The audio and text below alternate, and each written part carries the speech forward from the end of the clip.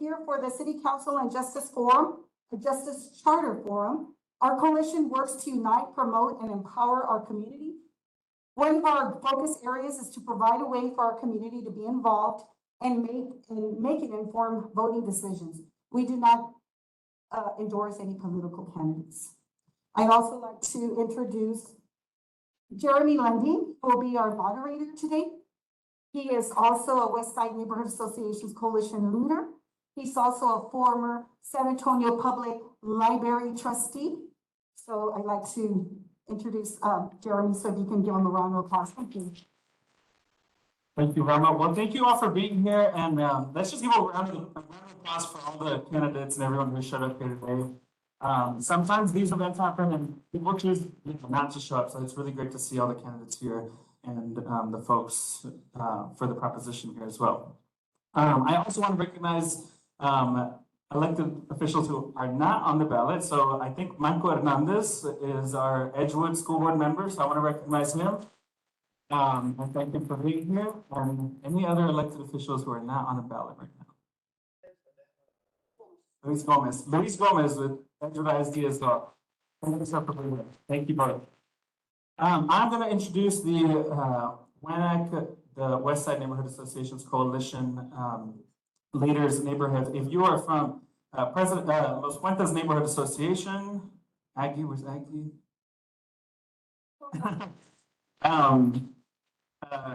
Historic Westside Residents Neighborhood Association, Lefty Sanchez, Eric Estrada, President of Los Jardines, Carlos Menke, where's Carlos? Carlos Gonzalez, he's on his way, he'll be here soon. Yes, Carlos Gonzalez with West End Hope in Action, Prospect Hill West End Hope in Action. Velma Pena, of course, who you all heard from, President of Westwood Square. Julia Trimble is not here with us today, but did contribute to all the food that we had today. So a round of applause for Delia and Friends of Las Palmas Library. Pastor Gabriel and Rebecca Mendez, Abundant Life Christian Church. We are in their event center today. And then Escuelita Leadership Volunteers. If you are from Escuelitas and helped us with today's event, if you just want to raise your hand, wave, stand. Thank you. For everyone who donated to this event, thank you all for donating to this event, and then for all the volunteers. I think everyone's been recognized. I also really want to thank Teri for being our audio technician and timekeeper. He did this the last time as well. And then the folks who are up here recording, they are recording this forum so that we have the responses to this here.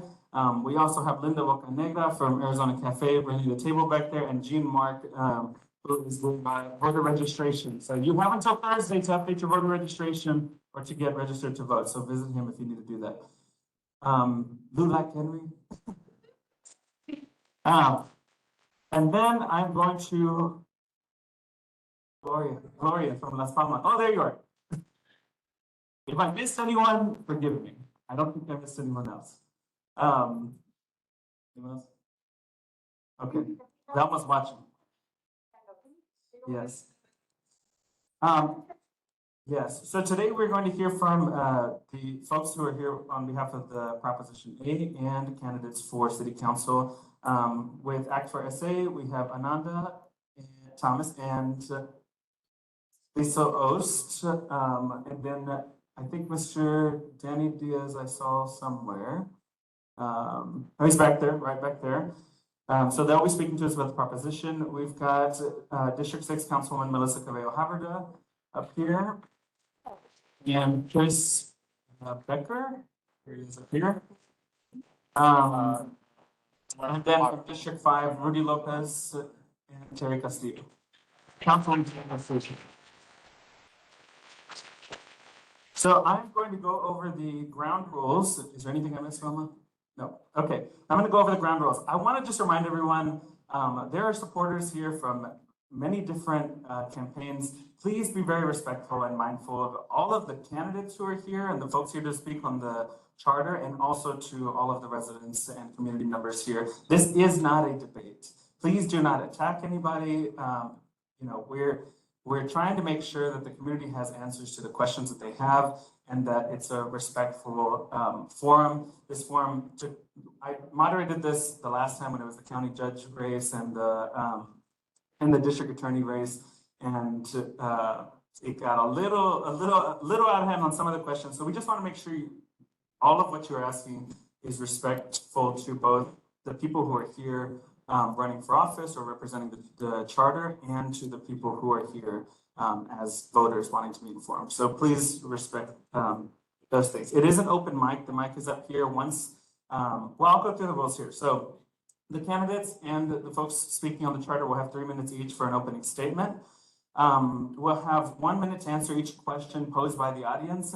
If I say, are there any questions, and no one comes up, then we will continue forward. So don't be shy with your questions. If you have a question, come up, ask your questions. The candidates and the folks here on the charter will have 3 minutes each for closing statements.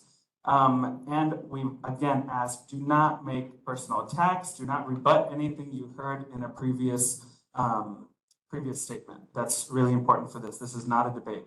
The audience is to ask direct questions to both candidates or to those here representing the Justice Charter, the Proposition A. The question should be of general interest, not personal. Please try not to attack someone just because you don't like them. WANEC believes that forums should cover issues, not the people, just the person, just not liking someone just because you don't like them. The timekeeper, Baecker here, who I pointed out, has a paddle and will be showing the candidates or the folks speaking how much time they have left and when to stop. We've seen many of these forums not go well when people continue to speak past.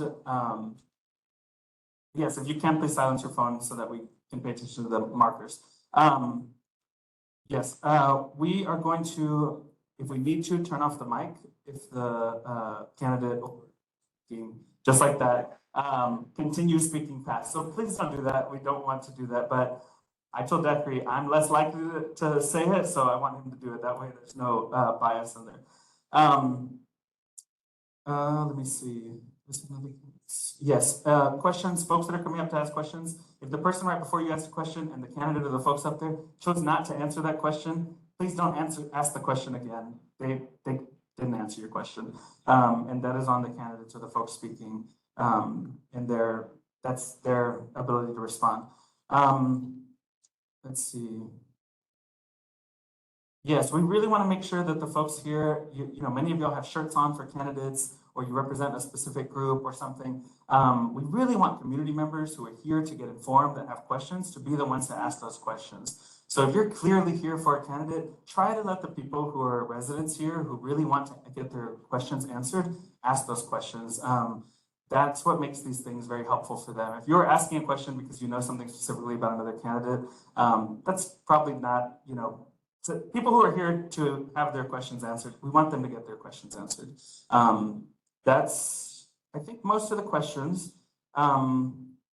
We will ask folks if they're being disruptive, if they're interrupting the people who are up here speaking, to please not do that.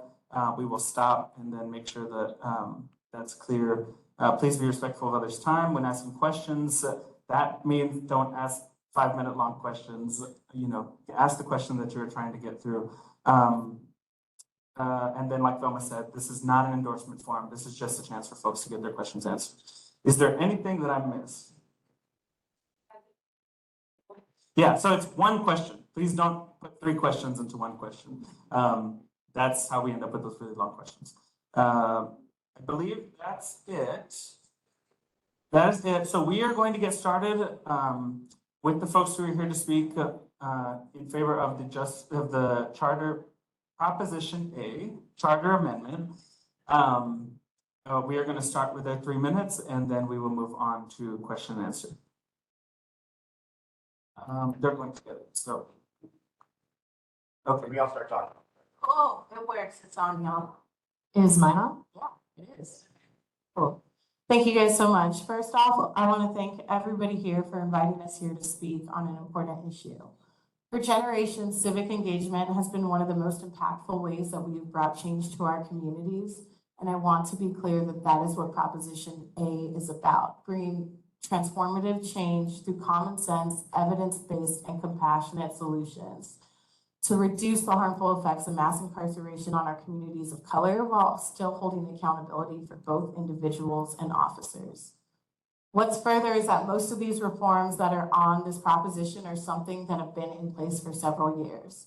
They are things that our police chief, our district attorney, and our city leaders have already put in place, and we are simply codifying and even strengthening many things here. So, what does Proposition A do? The first is to decriminalize low-level marijuana up to 4 ounces. There's bipartisan support on this from Governor Abbott to Ron Nirenberg to Beto. We have many Texas leaders who agree that jails should not be filled with folks that are smoking pot. They should instead be given to folks that are committing violent crimes, right?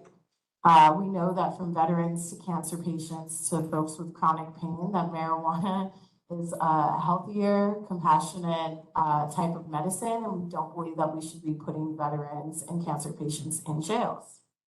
Next is going to be the banning of no-knock warrants and chokeholds. We know that these are dangerous policing tactics that threaten the lives of both civilians and officers. Officers actually account for 20% of all injuries and 10% of all deaths related to serving warrants. And these practices have been banned since 2020, but we want to make sure that they stay in place no matter who our city leadership, our police chief, our DA is. Next, this will decriminalize abortion. This will make us the first city, not just in Texas, but in the South, to ban city employees and resources, including our officers, from surveilling and arresting our healthcare providers or their patients. This saves us from liability suits related to HIPAA violations, right? And protects our doctors who already took an oath to do everything they can to protect their patients' lives. We are seeing the effects of our trigger ban on our reproductive health providers who are leaving the states and the states with most restrictive abortion laws in droves. We are seeing pregnant people's lives be put at stake. There was a case of a woman who her water broke 4 months into her pregnancy in Austin, and doctors were too afraid to give her the life-saving measure of abortion until she got sick enough that she almost died. That is the system that we are setting up and that we are trying to avoid with Proposition A. Finally, this will codify our cite and release program that has been in place since 2019 to give citation over arrest for certain citation eligible offenses that are nonviolent, low-level misdemeanors.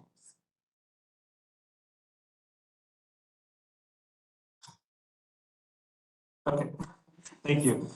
We are going to move to questions. Does anyone have any questions? If you do, please come up to the mic right here.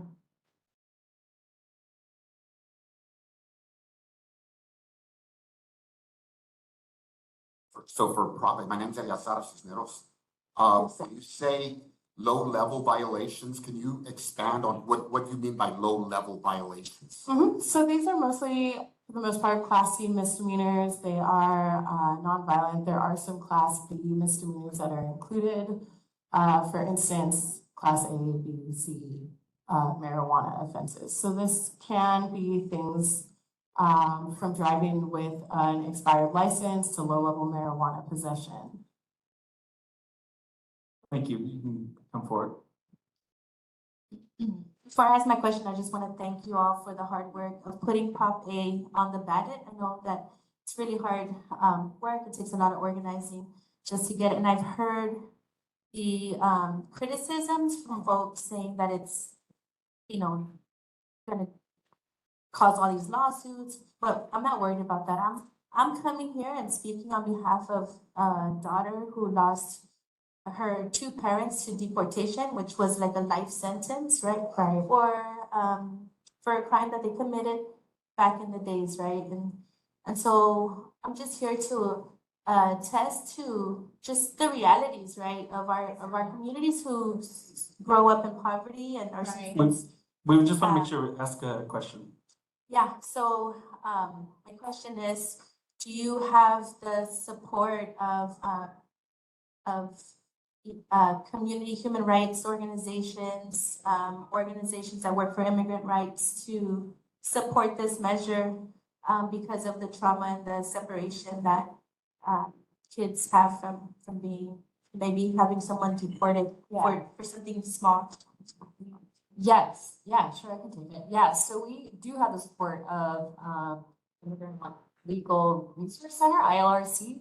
And then also, you know, like we are constantly in coalition with our community members who are immigrants, right? We believe that, you know, obviously a lot of these punishments disproportionately affect our immigrant community, right? Our Black and brown communities who ultimately, you know, we know that poverty is the biggest determinant for crime. And what we're trying to do is keep people out of poverty, right?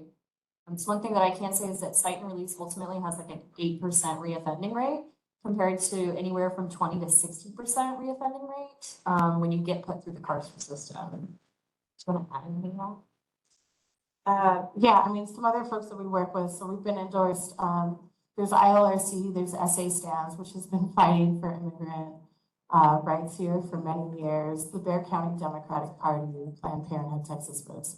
So thank you. Mhm. Yeah, folks deserve second chances, even if they're migrants. Thank you.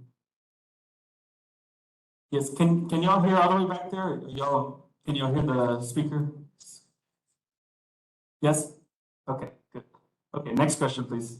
I'm Rebecca Ingo. I'm the youngest woman precinct chair in Texas. I was elected last May. My question is, this allows $750 up to theft to small businesses, to any business. How many times are we going to allow up to $750 in theft and only give a citation until this is obviously a criminal action on their actions? Yeah, so the amounts that are set here have been set by state law since 2007, which was set by a Republican lawmaker and legislature. A citation, to be clear, is a citation to appear in court. Should you not appear in court, you will get a warrant out for your arrest, the same as we do for other traffic tickets. At that point, the judge has the discretion, right, to decide if you're eligible to go to one of those diversion programs, if you're going to go to jail, or if you're going to have the charges dropped. So for somebody that has been a repeat offender again and again and again, that is up to the judge to decide, hey, we've given you these multiple opportunities and chances, and sorry, but you're going to jail for this. But the fact is that we are giving them a chance, especially for those first-time reoffenders. Thank you for the question. First of all, I'd like to compliment the host of the event because we can actually hear. This is so much better than being in City Hall. We can't hear a thing. Yeah. Okay, so my question is very simple.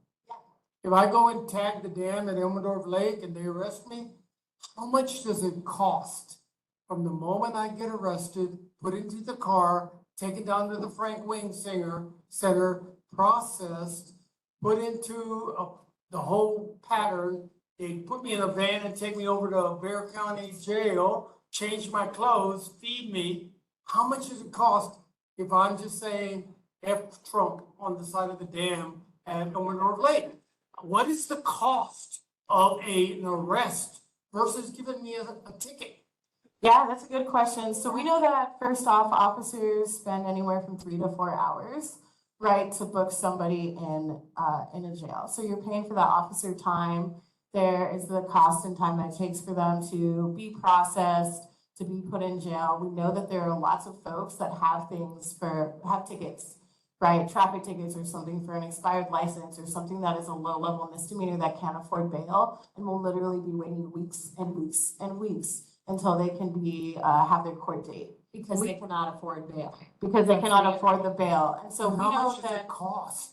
Yeah, it costs hundreds, if not thousands of dollars on the taxpayer. We spend almost $15,000 a day in taxpayer money to jail for all the folks in our jail currently.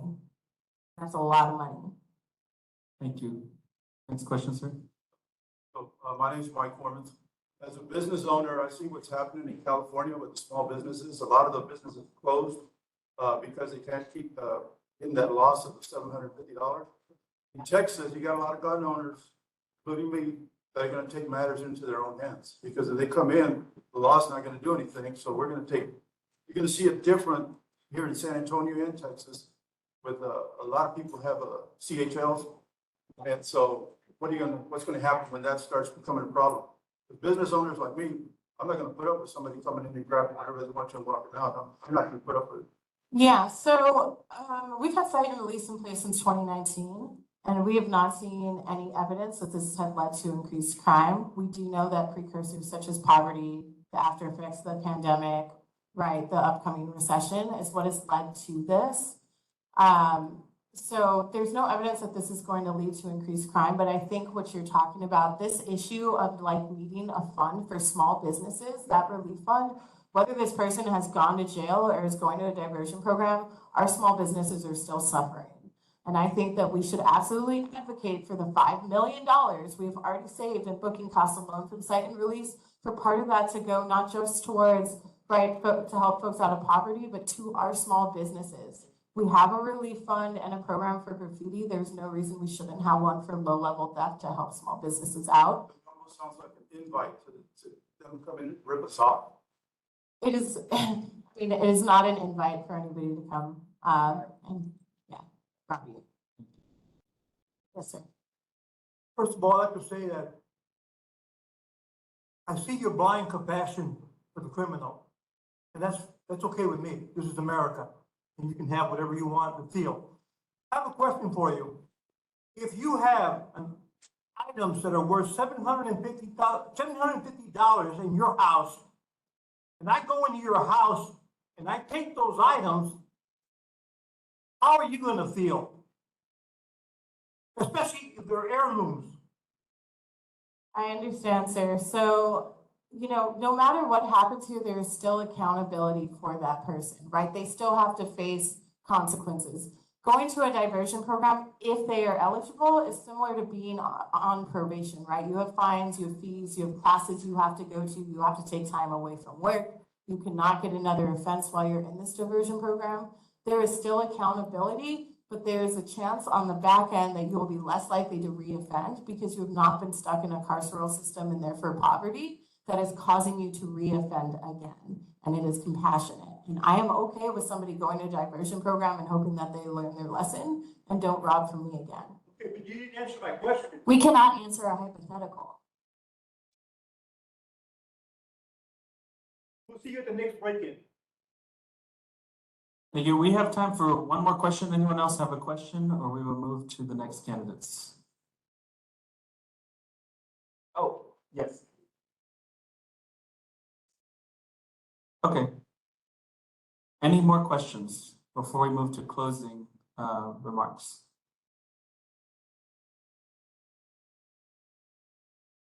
Okay. He has questions, the little one.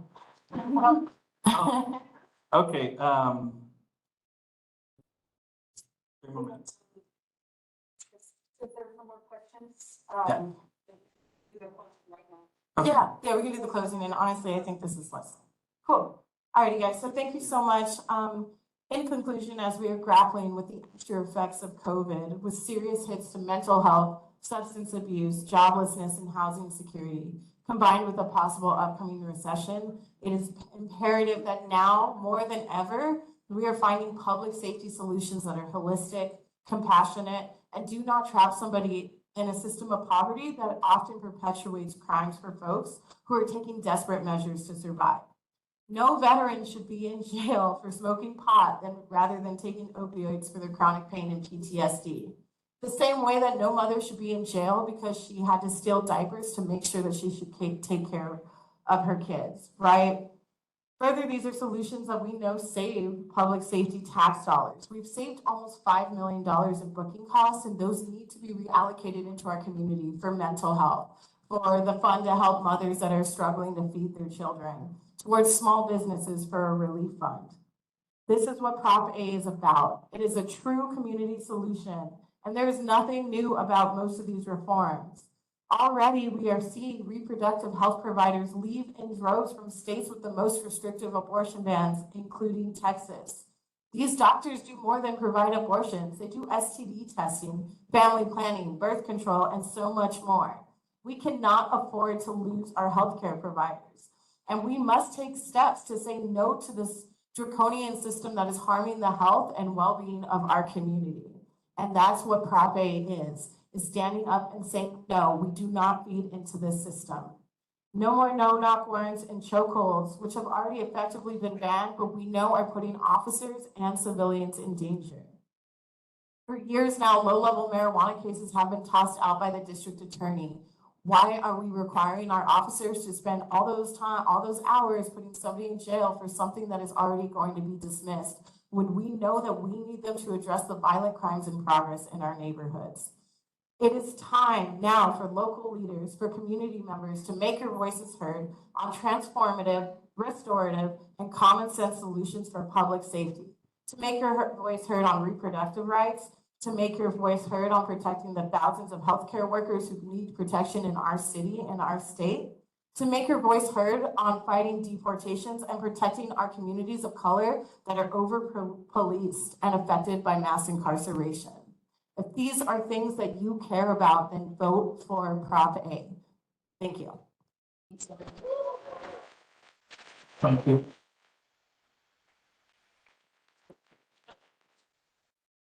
Thank you. I just want to say thank you to the audience because I think I only heard like one, little tiny shout, but we want to keep it that way throughout this whole forum. I just want to say thank you for keeping that. They're still going to be here for questions for a little while. Please be respectful of the candidates that come up here and take the conversation maybe to the back or outside. If anyone wants to come up and use the restroom or anything, we can do that real quick. And I'm going to get the District 6 candidates to come up to the table. Thank you. Yeah, let's be respectful of the candidates and the folks who are here for the sake of time. We're going to go ahead and get started.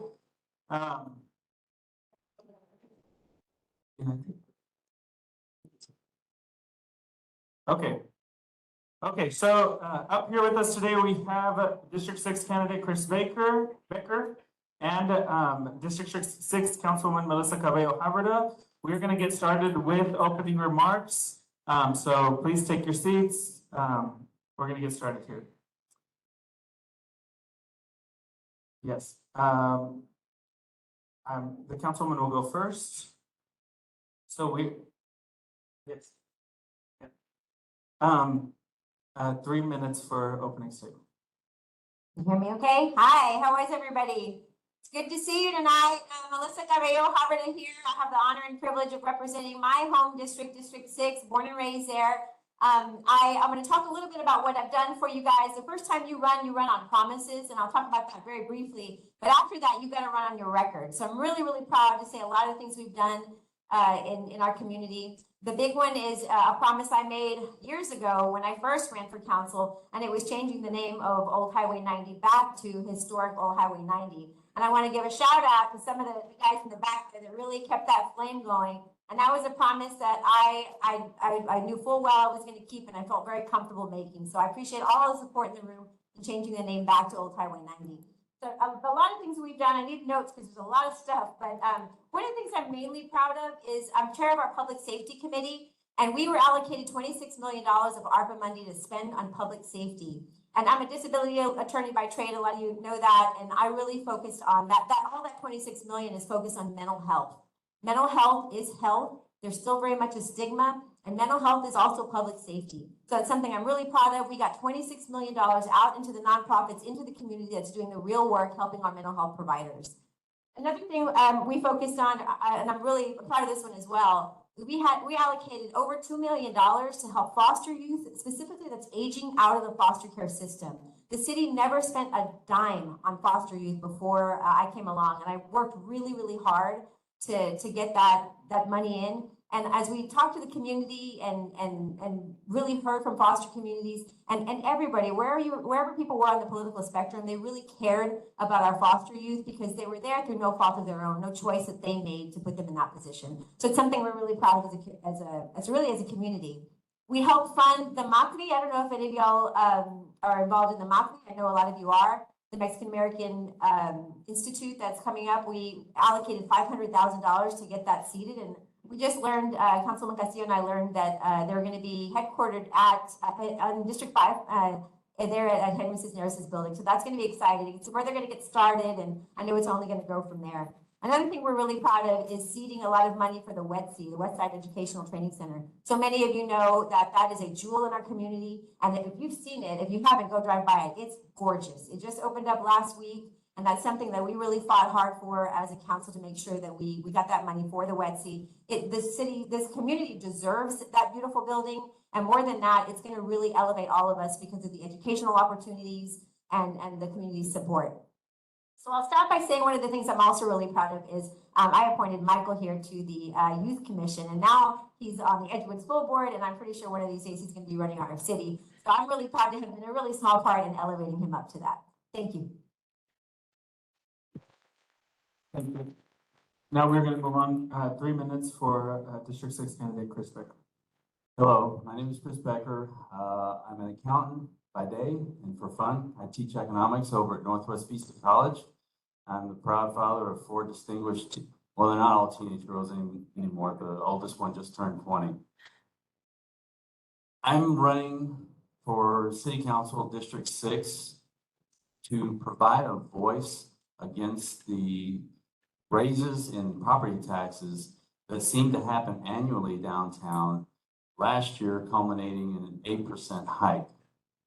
I'm running to give a genuine voice to fiscal responsibility and speak against raising spending, for instance, to 10% as was done last September.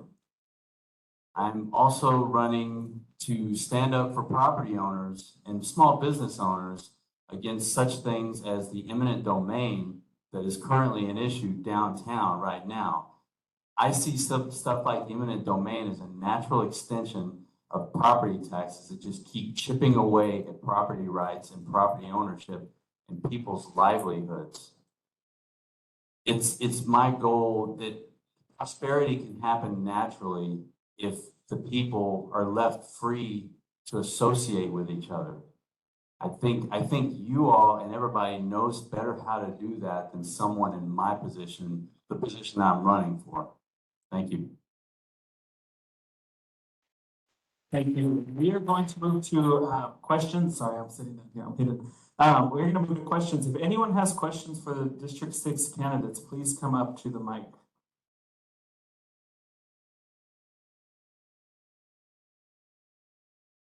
Yeah, so the question is for both candidates. Questions will be for both candidates. They will each have a minute to answer your questions. Again, I want to remind everyone, please ask your question and then we'll move on to the next question after that. Thank you. Good afternoon. My name is Luis Lopez. This is for both candidates.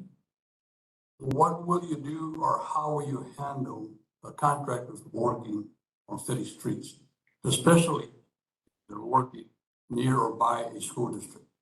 It's chaos when it gets let out and when you go in the morning. What would you do with these contractors?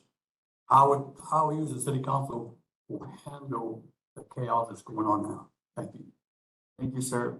Let's start with Mr. Baecker. First of all, I would stop giving large businesses the impression that they somehow have a leg up to get those bids by converting their campaign donations into city contracts. And if we take the government out of our lives in general, we can focus more on things that the government arguably should do, which is infrastructure. Public safety is another one. A supporter of mine texted me a picture of an oddly shaped corner that just jutted out in the road. Those kinds of things, someone said a few months ago, are the numbskull things that I thought the city was trying not to do. If we free up and stop getting involved where we shouldn't, we can focus more on that type of basic municipal responsibility. Thank you. Thank you for the question. So I spearheaded an ordinance, and I'm proud to say that the council unanimously voted for it. So we're holding those contractors that go out and do bad work in our community. This ordinance that I spearheaded shows is going to make them accountable. So what happens is they were going out and they were bidding again, and they were winning those bids, people that were doing bad work in our communities. So I found that, I figured it out, and now if they do bad work in a contract, they have 3 years before they can bid again. And through that 3 years, they've got to go through a process to make sure that they're coming back to the place that they need to be, so that they can't go back out and perform that shoddy work. The other thing is holding them accountable. A lot of you know at Old Highway 90 up here, right? We're dealing with a lot of construction and the community was really frustrated. So we called out the city, we called out the contractors. It was a pretty rough evening for them, but we had them there and asked them the tough questions about why they're doing what they're doing and holding them accountable. And I'm happy to open the door for the community to do that. Thank you. Thank you. Next question, ma'am. My name is Henrietta LaGrange. I live in District 7, raised in District 5. I love District 5. I heard about you spearheading this committee. I called your office. I spoke to a girl named Cindy. I left 6 messages, never got a call back because I have great information, could be of value to you, and nobody returned my call. Can I ask you what committee you're talking about? The one you just mentioned. Contractors, the inferior work that they do, that's the one. Okay, thank you. Can we get her information? Well, want to take a minute to respond? Or Yes, yeah, I'm calling 6 times, obviously that's unacceptable. We'll talk with our staff about making sure. We have a rule in my office that you have to call back in 24 hours and you have to respond to an email within 48. So whatever happened, we'll make sure we get your contact information. But I'm wondering what the question was that you needed, or the information. I'm more interested in what you were trying to convey so that I can help you. yes, yes. What was the question? Do you have an exact question or? That you wanted to tell us. That's what I'm interested in. We in the community have taken the time to look and, excuse me, great hot dog. Because I do construction inspections and I know what I'm talking about. And the work is inferior and they still get all that money. And it will continue. It's not going to stop because continues. If they're doing inferior work, they will not be able to get another city contract. Okay, this is a brand new ordinance though, so I do want to talk with you and we'll talk about the effects of the ordinance. Yeah. Yes, we're gonna, yes, please make sure you get with the councilman's office, afterwards. Mr. Baecker, would you like a minute to respond? There wasn't necessarily a question per se, but do you want to respond? That's an example, I think, of where government, city and government in general loses sight of really the only things that they should be getting involved in. Public transport, roads, public safety, too much of that is suffering when the government gets swept up in national or social trends and they get distracted and they benefit from funny money coming out of DC and are all happy to spend it, this, that, and the other. And we lose sight of basic stuff such as concerns that you brought up. And that's what I want. I want to focus the city back on basic municipal functions. Thank you. Just a reminder for the folks who are up to ask a question, please be sure to ask a question of the candidates, please. Thank you. Next question. Well, thank you for being here. My question is in the interest of safety, especially for senior citizens, the disabled, and the veterans that are missing parts like I am. What can you tell me that you will help enforce Penal Code 3005? And I'll give you time to look it up on Google, or if you want to, I'll tell you what it is. Because it's very important. Our illustrious DA says he will not prosecute, but it's a state law. What will you do to help enforce it, to help those that are on the street get help? Thank you, sir. Yes, Ms. Cabello-Havrda, please.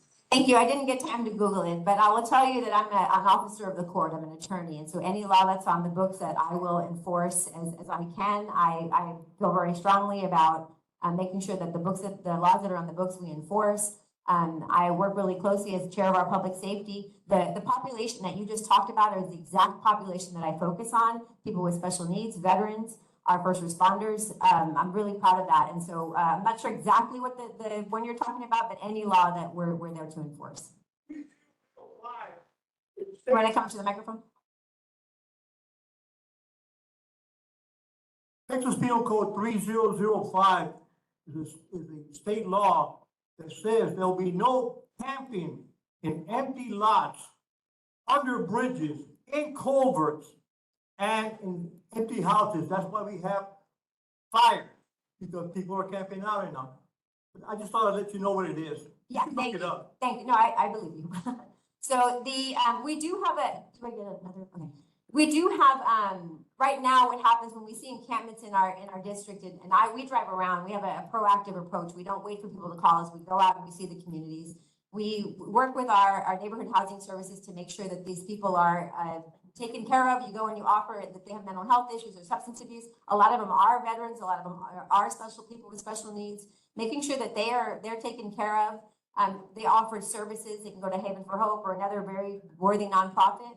And if they don't, the city has to come through and sweep the area anyway. We have a lot of issues with them, sometimes taking from businesses, nearby businesses, especially on Culebra Road. And we do hear a lot about that. So of course we take the compassionate approach and try to get them services. But after that, of course, they sweep the area. Thank you. Thank you, Mr. Baecker. I was speaking to a voter the other night. She lived around Grissom and Old Grissom Road, and she shared something that sounded a lot like that. That there's a big ravine or big culvert in the back of their neighborhood. And there's several people out there. Drugs were involved, and also large fires. She said that her home was filled with smoke from the fire being set in the ditch. And I think one of the solutions that was carried out was a sidewalk. I thought that's just gonna help them walk back and forth. And so I was wondering, what about a large fence? I mean, it's loitering, if I'm not mistaken. And it causes a public nuisance if it's on public property, and it's outright trespassing if it's on private property. More kind of stuff that the city needs to focus on more. Thank you. We're going to move to the next question. I heard the candidate talk about rising property taxes, and I agree that gentrification is also a huge problem in our communities where people are being priced out of their homes. And I was wondering, especially because I was a youth educator for many years, and many of my students went to Edgewood ISD, and there was always complaints about the school being underfunded and not having like the state-of-the-art services that comparatively other school districts had. And so I was wondering, you know, a lot of the reasons why many of those investments hadn't been made is because they said that they didn't want to pass a school bond because it would raise the property taxes even higher. So I'm wondering, what are some like potential solutions for funding a school district in a neighborhood that has a lot of elderly homes on fixed and limited income? And do you support maybe having like an income-based property tax where maybe those that have higher profit margins, corporations, developments in that neighborhood could maybe pay a higher fare? I heard Port Arthur also doesn't pay any taxes, and they're owned by Boeing, which I believe is multi-billion-dollar company. So that's the question. Thank you. We're going to start with Mr. Baecker this time. Can't really speak to the school part because that's an ISD issue. The gentrification, who here does not like when the value of their assets goes up? I'm not aware of anybody. It's only when the tax man comes. That's the only issue here. Property taxes and income taxes, as you brought up, are the worst form of taxation because they discourage the best form of behavior amongst us. Work, savings, investment, home ownership. Those are all the best things that we can do. And taxing income and taxing property discourages that. It's like an active, for lack of better words, assault on doing good things. Thank you. So many of you know, a couple of years ago, we actually lowered the city property taxes for our seniors. We made sure that they were, that especially seniors on fixed income, we lowered the property taxes. We also raised the homestead exemption for anybody that is a homeowner living in the city of San Antonio, paying city taxes. That exemption was raised for you. In regards to the school district issue, that really is, I'm sorry, I'm looking for her. You really did hit the nail on the head. It's about funding, making sure that, as you all know, our property tax is the highest fee is for the school district. We've gone to the state, we've advocated for increased funding for our school district, which would of course all lower our property taxes. But I think I would be open to something like that. I mean, we have to have creative solutions. I was in the State of the State address a while back, and Governor Abbott was there, and he was talking about additional funding for our school districts. So knowing that it might be a bipartisan issue is really something that we have to lean into. And as city representatives, I mean, there's no boundaries in real life, right? School district, state, city, I represent you, and so it's important for me to continue to advocate at the state level. Thank you. Next question, sir. My name is Lauro de Leon. I'm an activist for the Westside, but I concentrate more District 6 because that's where I belong. As you know, that's District 6. It's the one that's right here, which is the most neglected part of the city. And then you have the 4-6. Now, I know that the last 3 representatives from this district advocated a lot for our community. And I know that they have a lot of pressure from the 4 District 6 because it's growing real fast. So I would like to know how you will handle managing the time between the districts. Thank you, Mr. De Leon. Yes, please.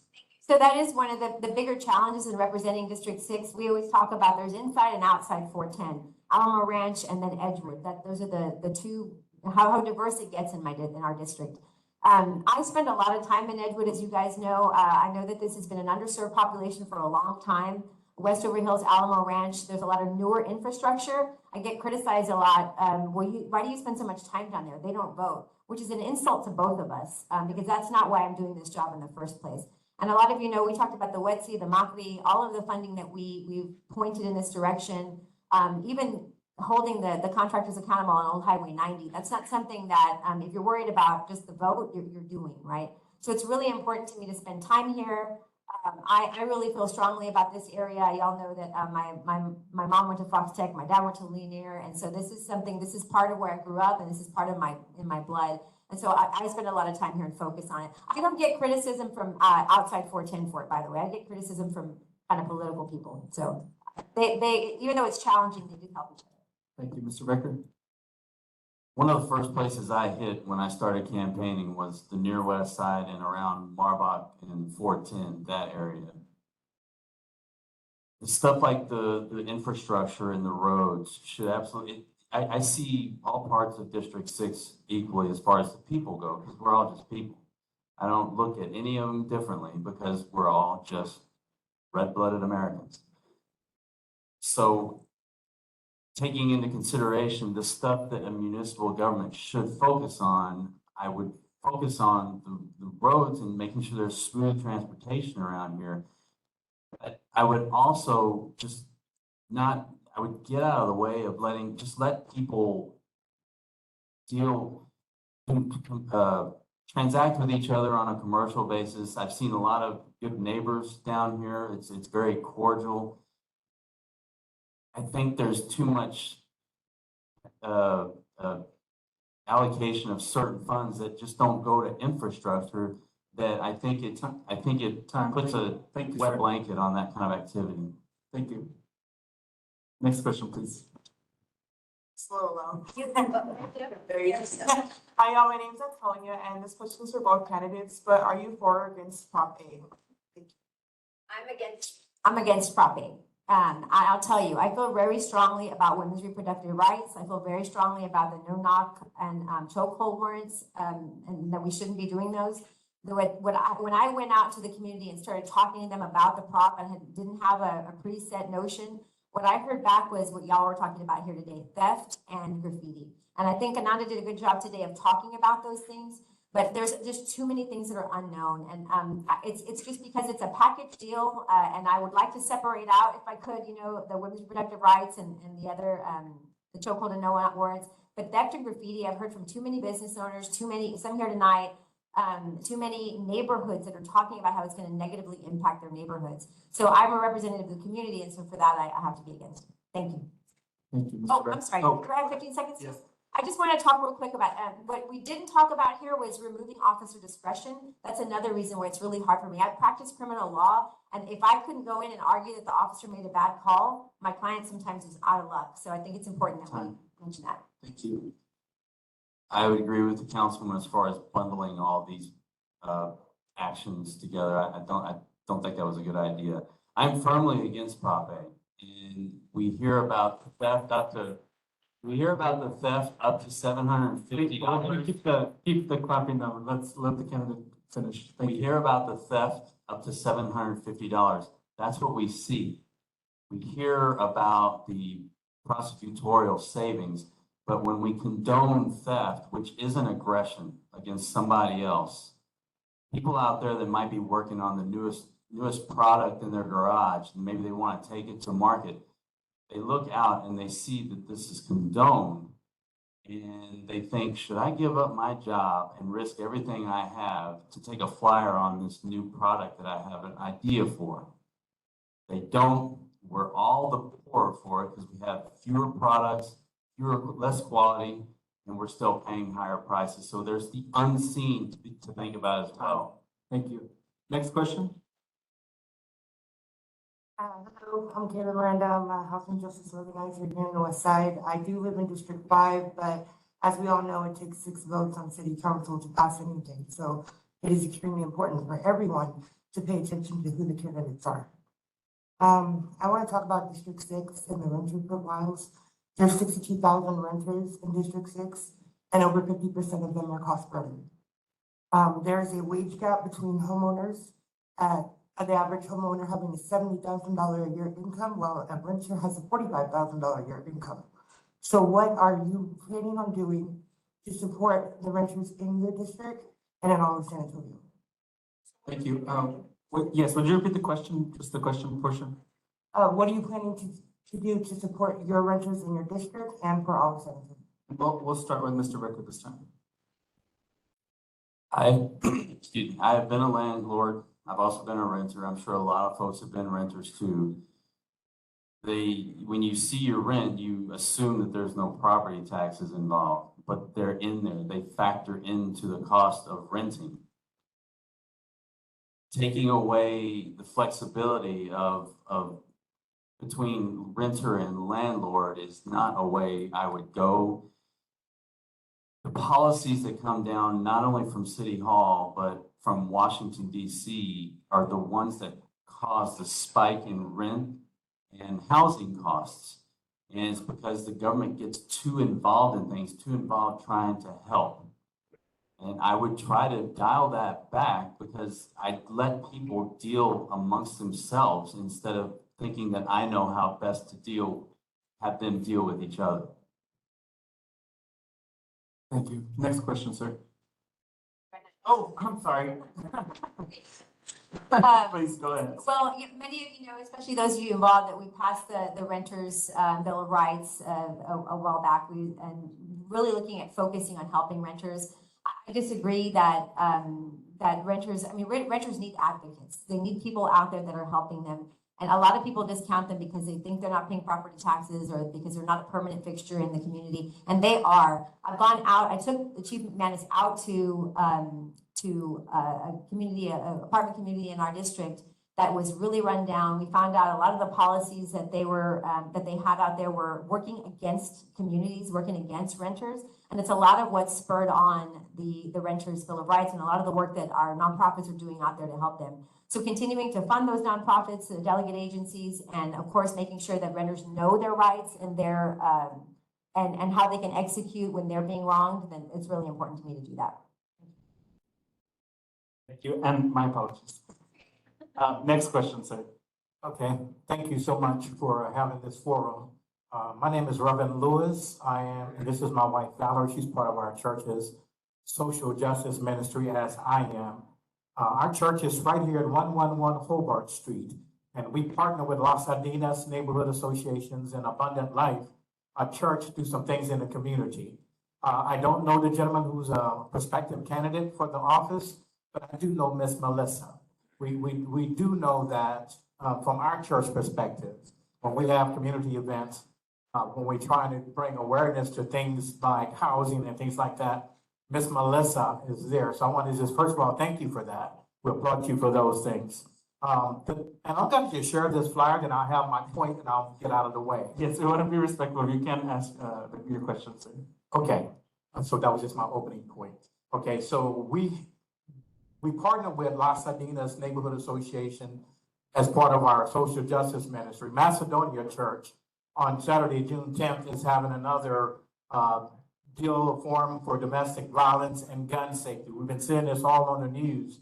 Churches getting shot up, schools getting shot up. So we are having a forum on June the 10th, starting at 9 o'clock, as part of our I Am Your Neighbor deal. Continental breakfast will be added. Forum from 10 a.m. until 2. Thank you, sir. Okay, so this is my point, sir. This is my point, sir. Yes, is it a question? I do apologize. Yes, sir. Okay. I do apologize. So anyone know how to get to 151 right here by the church? When you go down, was that Castillo Road? And you turn left onto Hobart Street. So cross street there is called Lofton, Miss Melissa, Lofton. In our church, this past year, we've had 3 people in accidents. In the past year and a half, there have been over 8 accidents. What we would like to see is the city come out and survey it, perhaps speed bumps. One lady, one of our ministers, almost lost her life about 2 Sundays ago. Because even though we have the stop sign here on Lofton, there's people who are speeding down that street as we're coming down on Hobart. I would just like to present that to you in front of all of us in this community, because many of us have driven by there. We need some speed bumps. We need speed bumps. What is the question, sir? Because we have to Yes, go ma'am. to questions. Sure. We The understand. question is, Your comments are very important. thank you. But there's 2 candidates, Okay. So the question, we have a council person present, but Right. these are things that might be left for Right. after the meeting. got you, Okay, right. thank you. So the question to you, Ms. Melissa, can you assist us in perhaps getting speed bumps there? And for the candidate who may win office or not, that's something we put in before you as well, if you are so opt to get the office, between Lofton and Hobart Street. It's very dangerous. Thank you. Yes, we could start. Yes, of course, Pastor, we'll work on that with you. We know we have to work with the community to get the petition signed, but absolutely, of course, we'll work with you on that. That's more public safety right there. I would absolutely work with you to, I've heard that concern before about speeding down residential roads. And why aren't there more speed bumps? The road that leads to where I pick up my daughters has just 1 speed bump, and it's a mile or so stretch. And I had some folks complain when I went to them about why can't there be more speed bumps? And nobody, I mean, I don't know any drivers that like speed bumps, but they do serve a purpose, and it's a purpose for public safety, the concern that you expressed yourself right now. Thank you. Just a reminder, please ask questions of both candidates. Thank you so much. Next question, please. Hi, my name is Enrique Diaz. And so I just had a question on what y'all envision in terms of public safety, right? If re-elected or elected, right? For example, Melissa, you are endorsed by the San Antonio Police Association, right? So for both of y'all, right, as part of council, would you look to initiate or vote for social and economic policy for historically impoverished and segregated communities, right? Especially in consideration of District 5 and 6, or look more towards ideas of increasing policing, deterrence, which is often, you know, a violent Band-Aid solution to people struggling, right? So what do y'all envision? Thank you, and we'll start with Mr. Baecker this time. Again, we're talking about public safety. I wrote something up on this a couple of months ago, and I believe that we are our first line of defense. But we also have to consider policies that are put in place that make a life of crime a little more appealing and a life of work a little less appealing. We have to stop doing that. I'm pro-police, but I think we have the absolute right to protect ourselves as we see fit. I think the conditions that are set with policy downtown send the wrong signals and create more of a public safety hazard.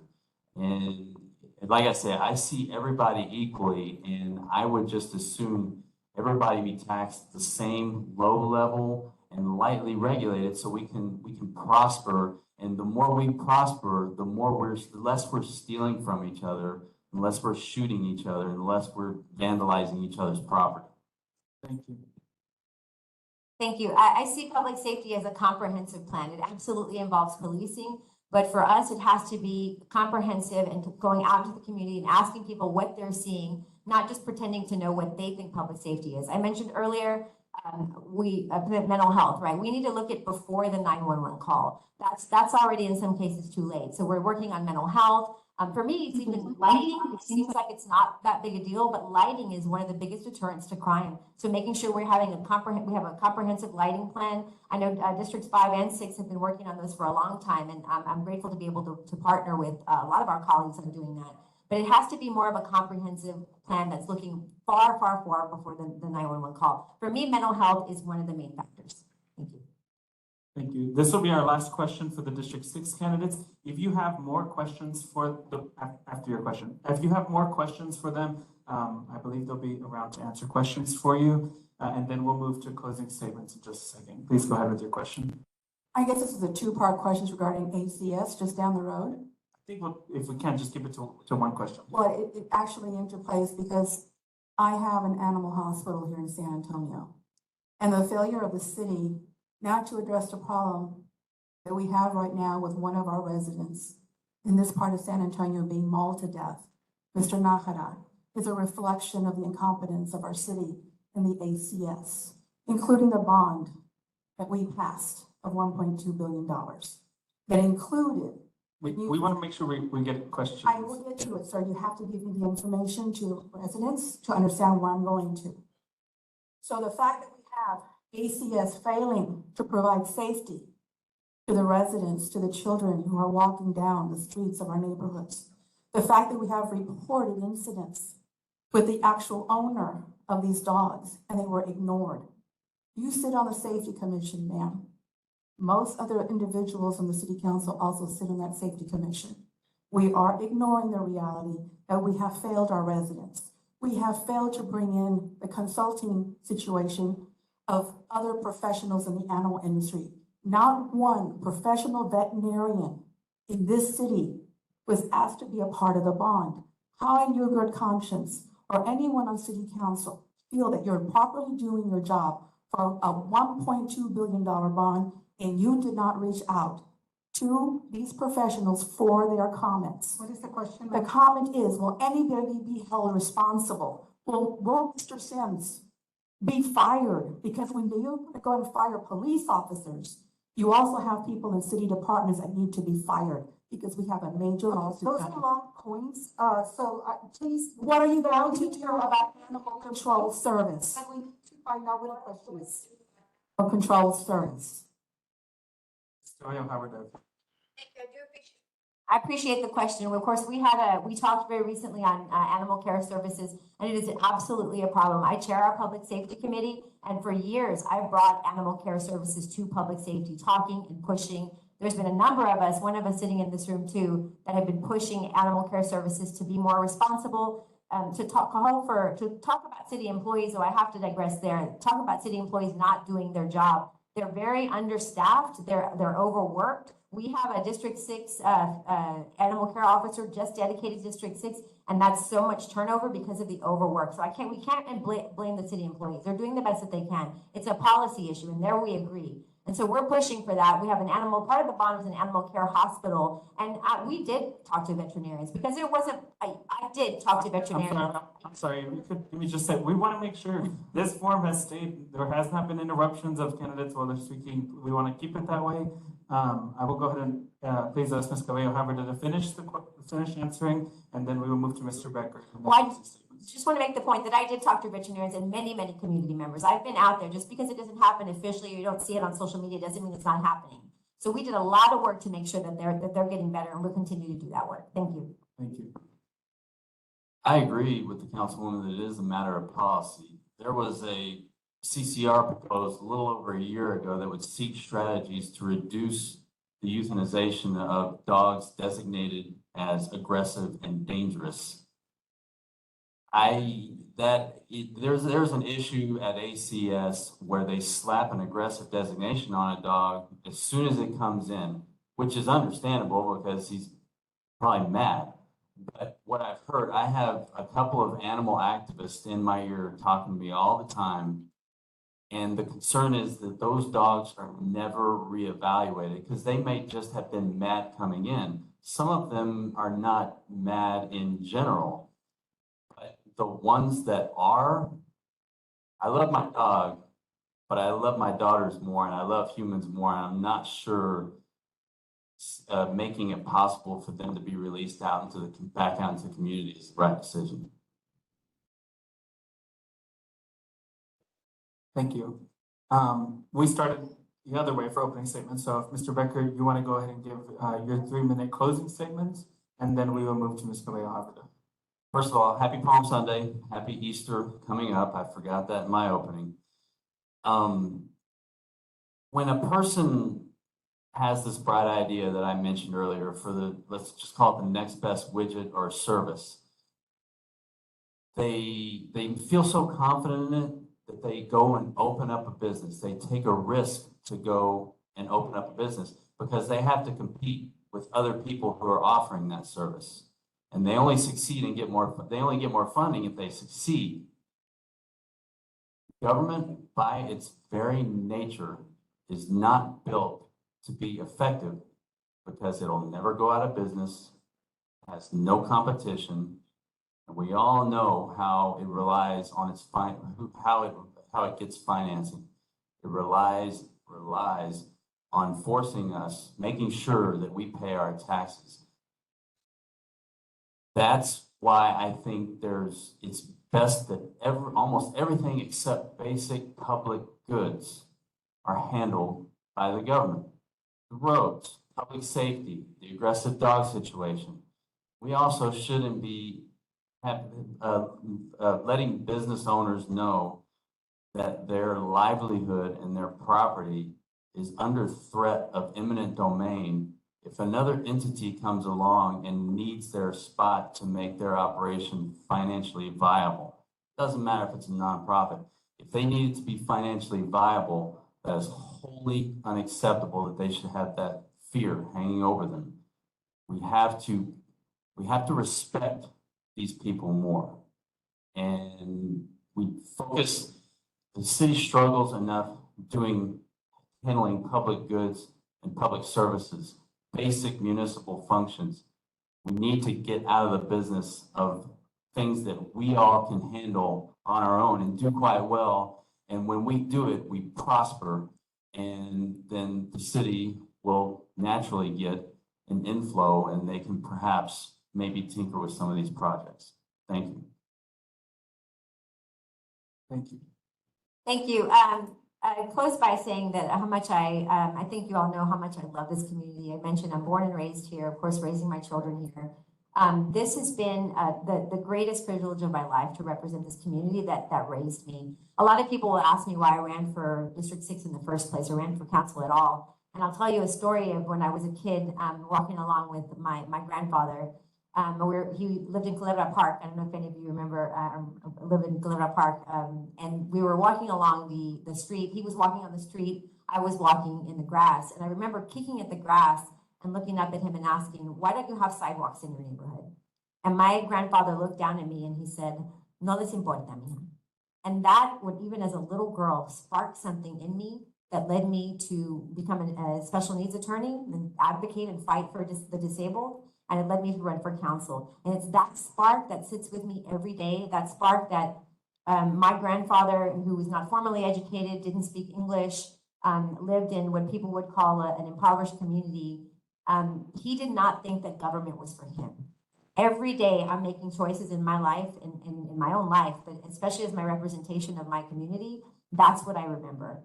I'm sitting there with developers and community members and remembering that I'm on the community side every single time. I'm very proud to be endorsed by a lot of different kind of organizations, one being SAPOA, Fire Union, Stonewall Democrats, and that really leads to and attests to the fact that I work with everybody. I don't agree with everybody in this room, but I will always sit down and talk with you. I will always make sure that you're hearing what my community is saying, and I will always try to understand your point of view and keep it and be just open to it. So, and I think also somebody said here, you know, we have to count to 6. I have a great relationship with every single council member, if I agree with them or not. The more conservative, the more progressive. And that's something that I think you have to be able to represent your community well. Thank you.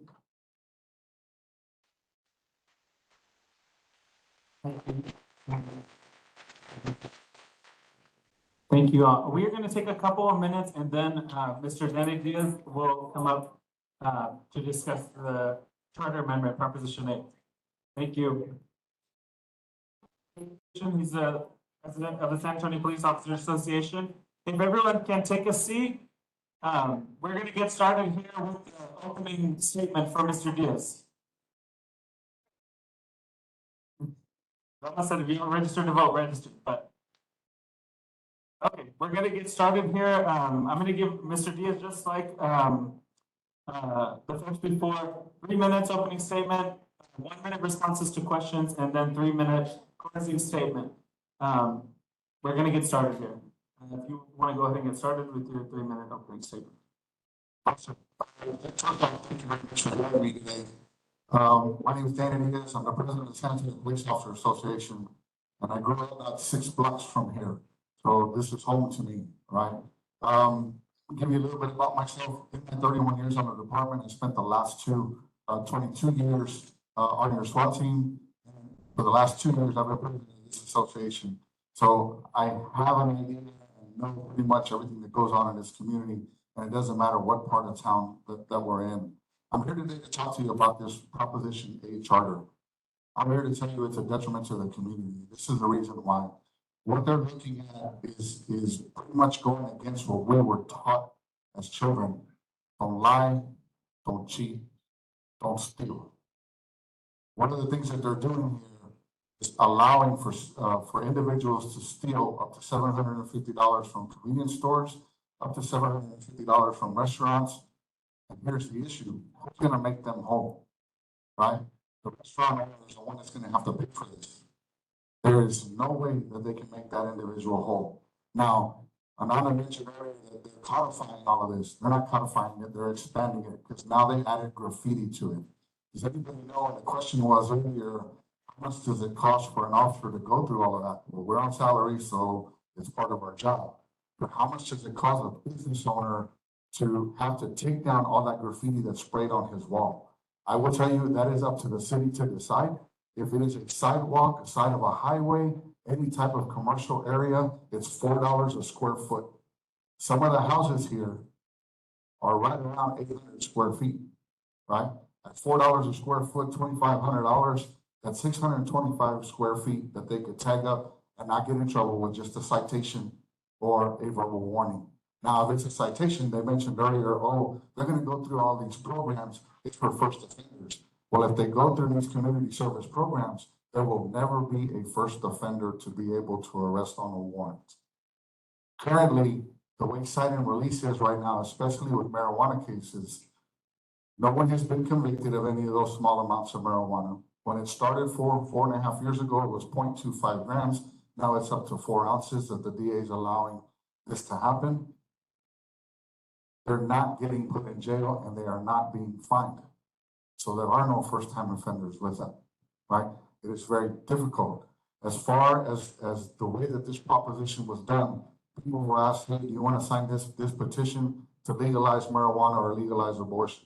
First off, I will tell you both of those issues are at the state level. We're short-staffed. We don't have time to sit at a Planned Parenthood to arrest a doctor that performed an abortion. There is no way.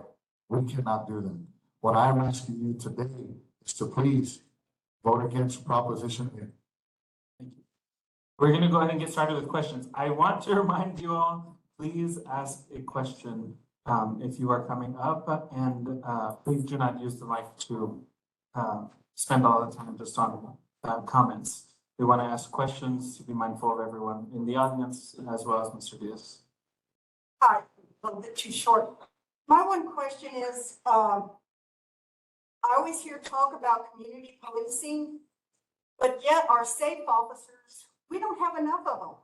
And every time I bring this up, it's kind of like shut down. It seems like if we had more police officers, safe officers out there in the community, maybe we wouldn't need a Proposition 8 to be voting against.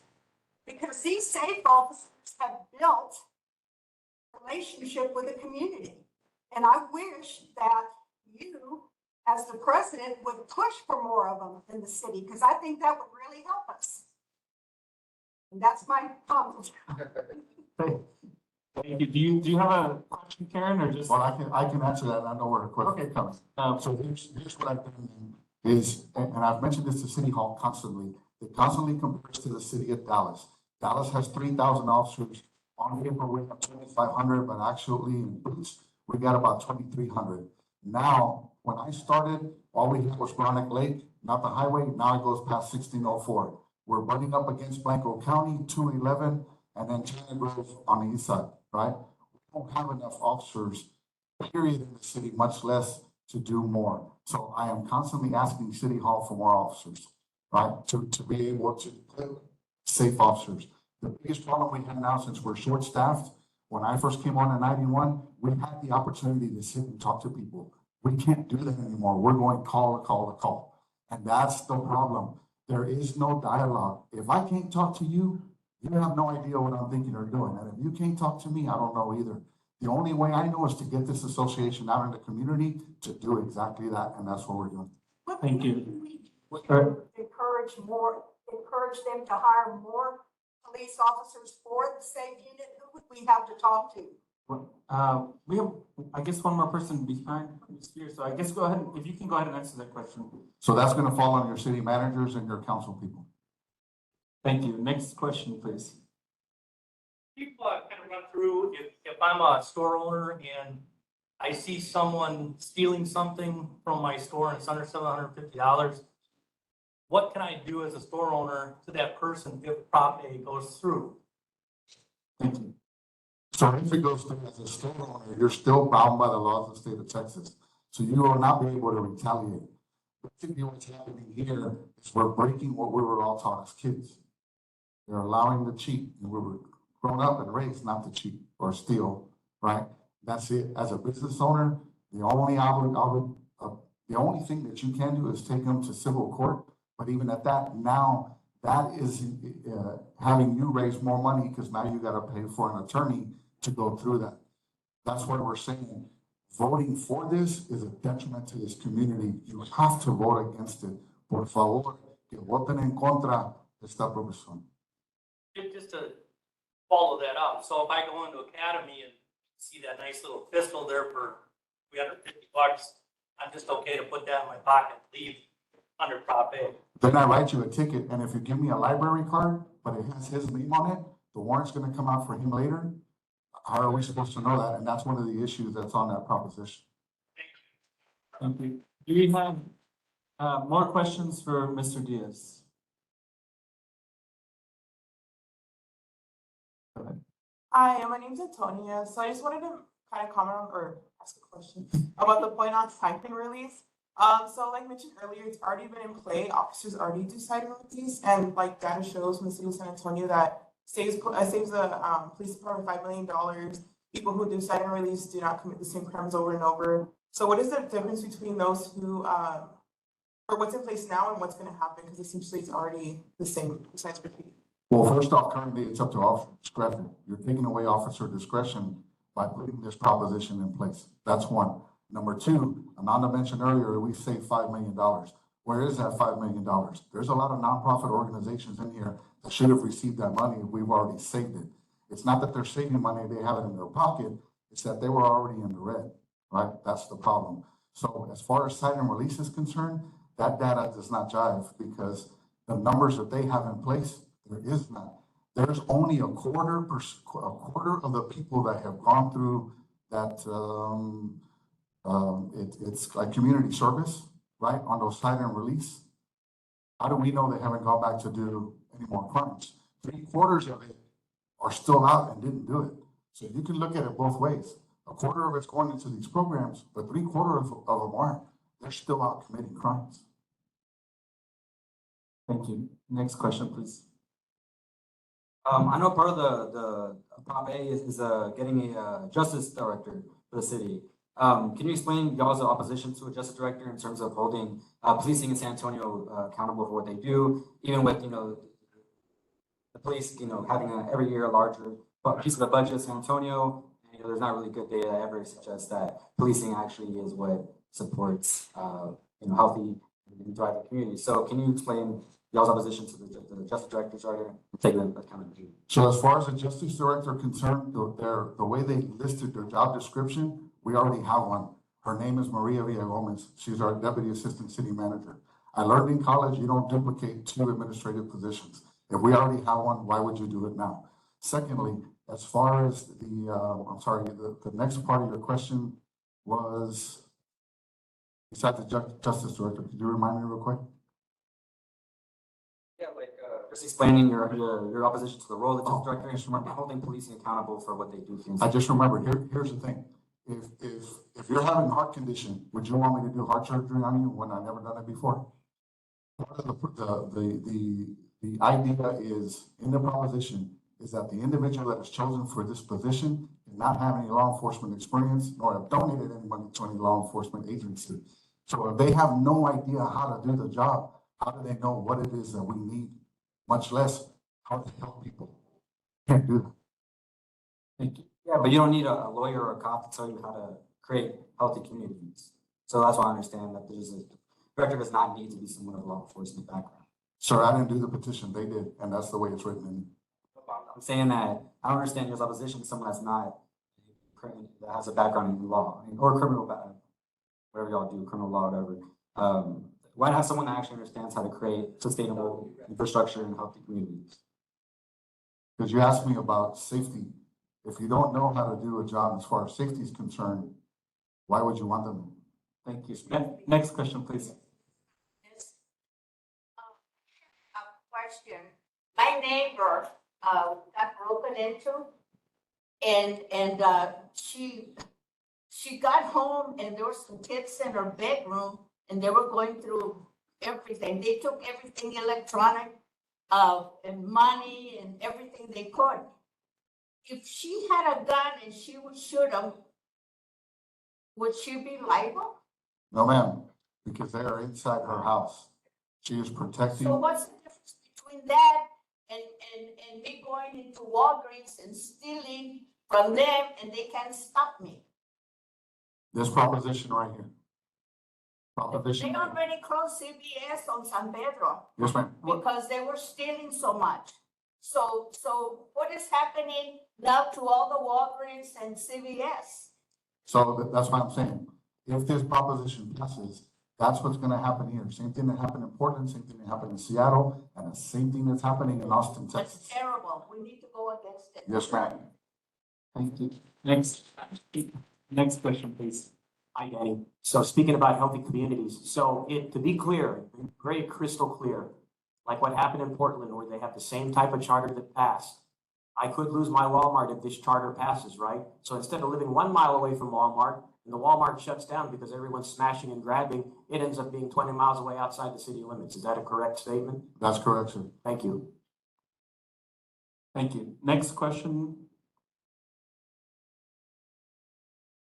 Sorry, I was just confused by that comment because I know that people have insurance to pay for like the loss, but we know for a fact that over incarceration actually hurts our communities in the long run because we end up creating communities with fatherless homes, and we don't have any social programs really put in place that are fully funded to intervene with giving services and education and intervention with mental health services or other social services that folks need to lift them up from being in those situations in the first place. So my concern is that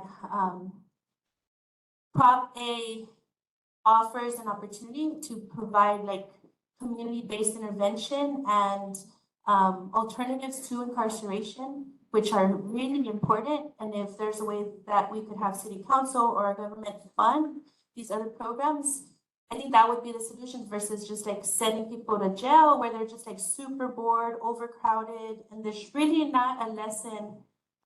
There is really no rehabilitation services, which is what we really need, right? A way to hold people accountable in a real way versus just like putting that. So sorry, I want to make sure I get a question from Cindy. But I say this because I used to work for specialty court with Judge Rosie Gonzalez. And a lot of the people going into her court had been convicted or no, charged with domestic violence, and it came out later that through the intervention, they had an over 98%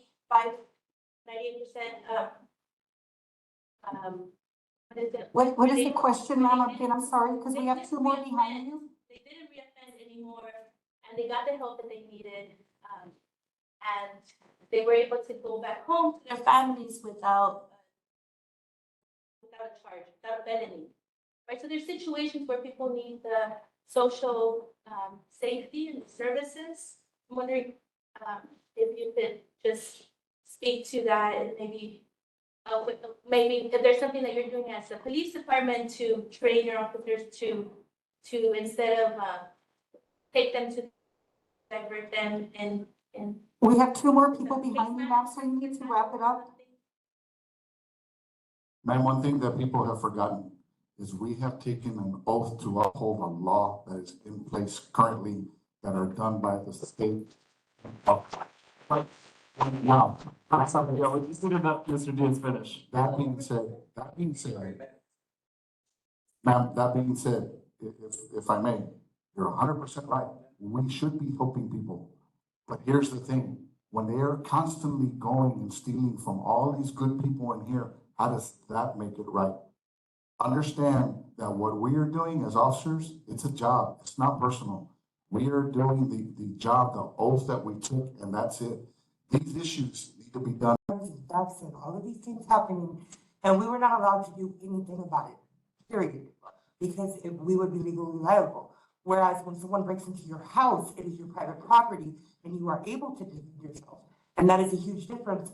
And this proposition has no bearing either way because it's business versus private. The second part that I would like to find is the fact that during sign and release program, that if it's multiple offenses, they are arrested. If it's a single offense, they get a citation. And that's the clarification. Yeah, so the first one, the store owners, actually, you being a manager, the store owner gives you a mandate not to chase people. Right? Am I correct? Because that's done. So you can't do that. In your home, it's different. That's a felony, that's burglary. Okay? Now, as far as cite and release is concerned, I'm sorry, can you restate that question real quick? So if you're under cite and release, say you have 3 violations under cite and release, every single one of them is a citation, but because you have 3 of them, the officer then is going to take you in. That's not the way it's written here. It's No, that's how it is now. That's how it is now. How If it it's is, more than 2 offenses, now you get taken automatically, and it's not the officer's discretion.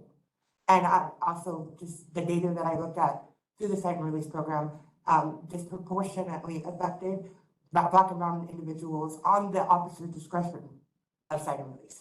Thank you. I guess if you wanna, I know what she's getting. So, this has come up before that we're arresting people by race and minority neighborhoods. If you look at the United States Census, right? San Antonio is 64% Hispanic, right?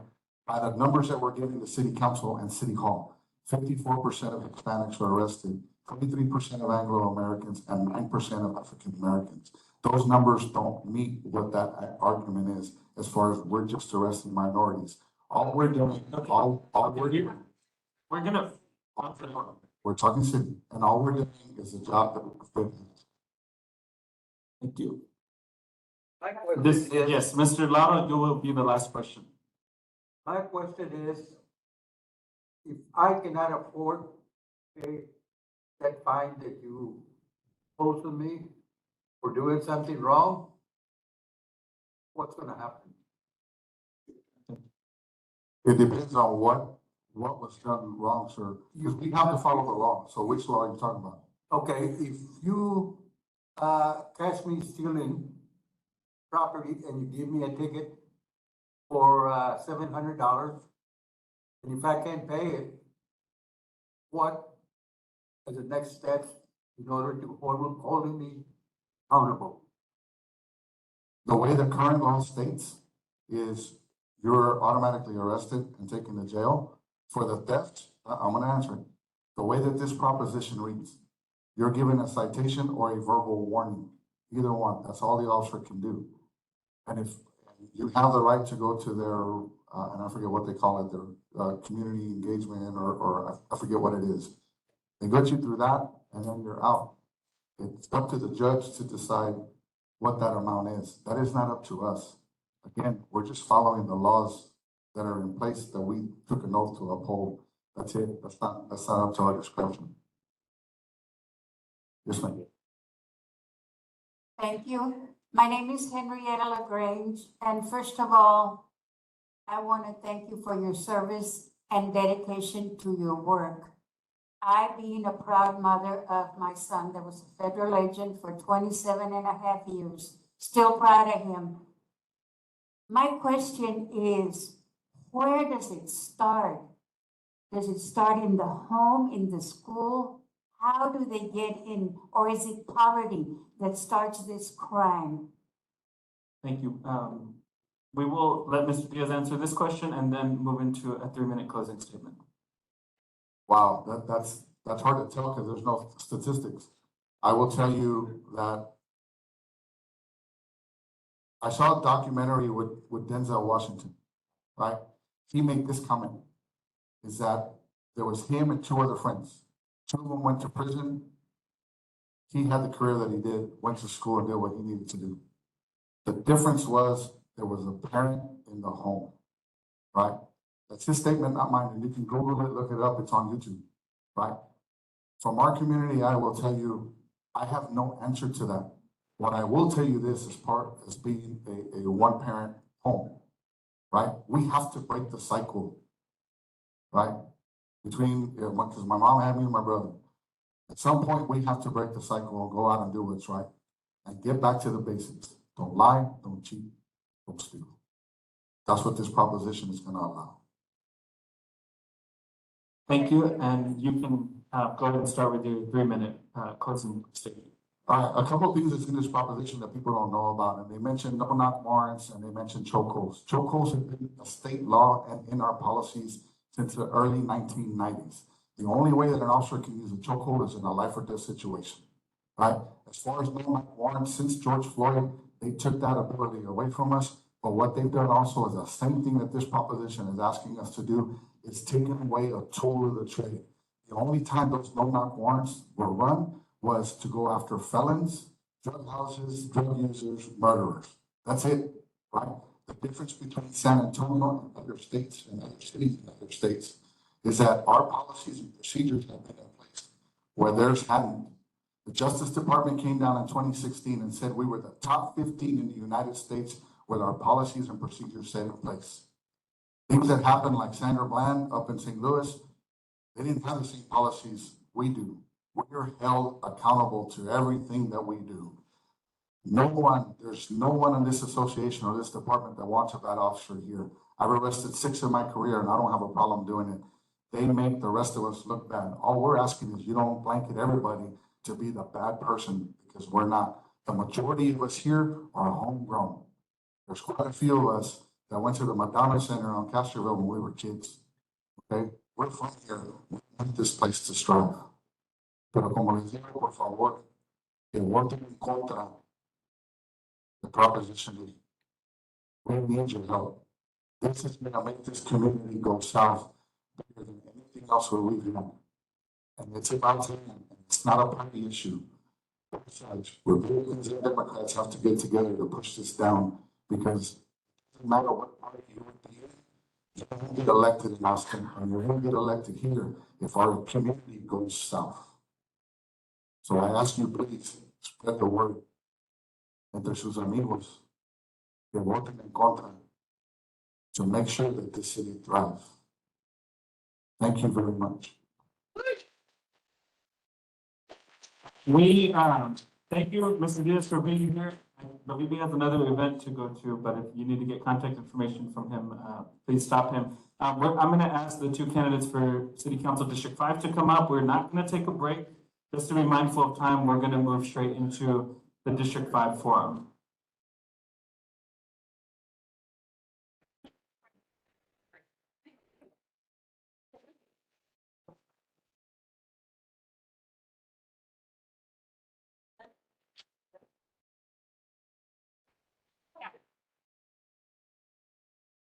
With the District 5 portion of the forum, if everyone can go ahead and take their seats.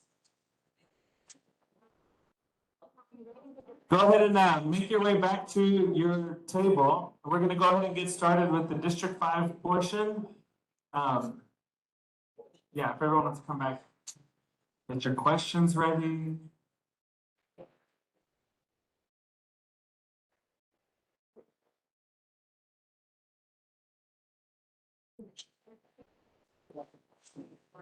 Thank you all for your patience. We're gonna go ahead and get started up here with District 5. Can everyone just go ahead and take their seats?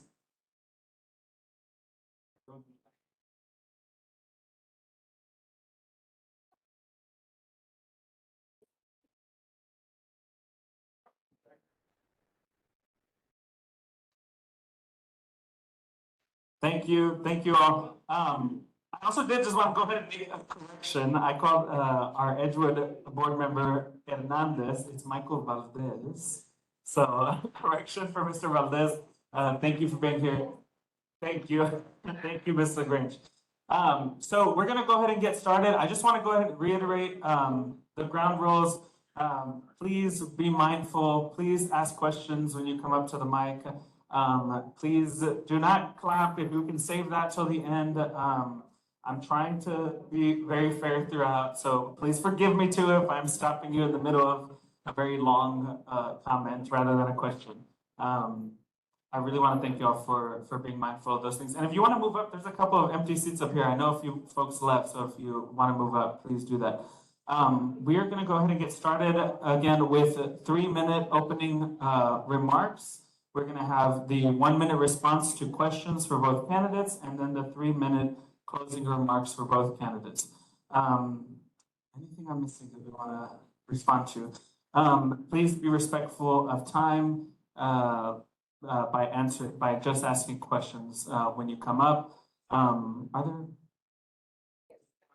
If there's food left over afterwards, the hot dogs, not the the pre-wrap stuff, but if there's hot dogs and stuff left over, please feel free to take those. We don't want those to go to waste.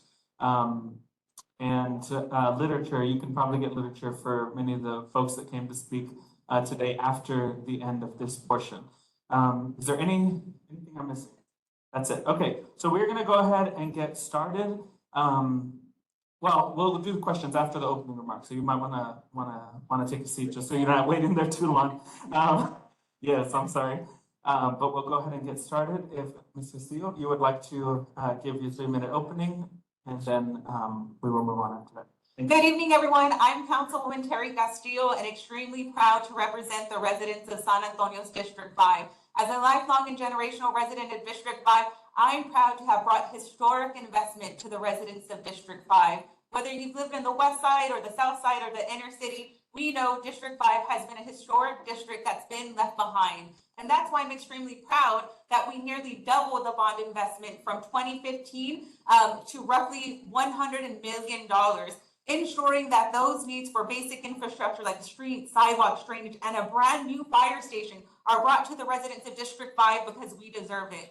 But I also recognize that a lot of this work and many of these great accomplishments have been secured in collaboration with community, bringing community into that process to ensure that we're on the ground knowing what those priorities are.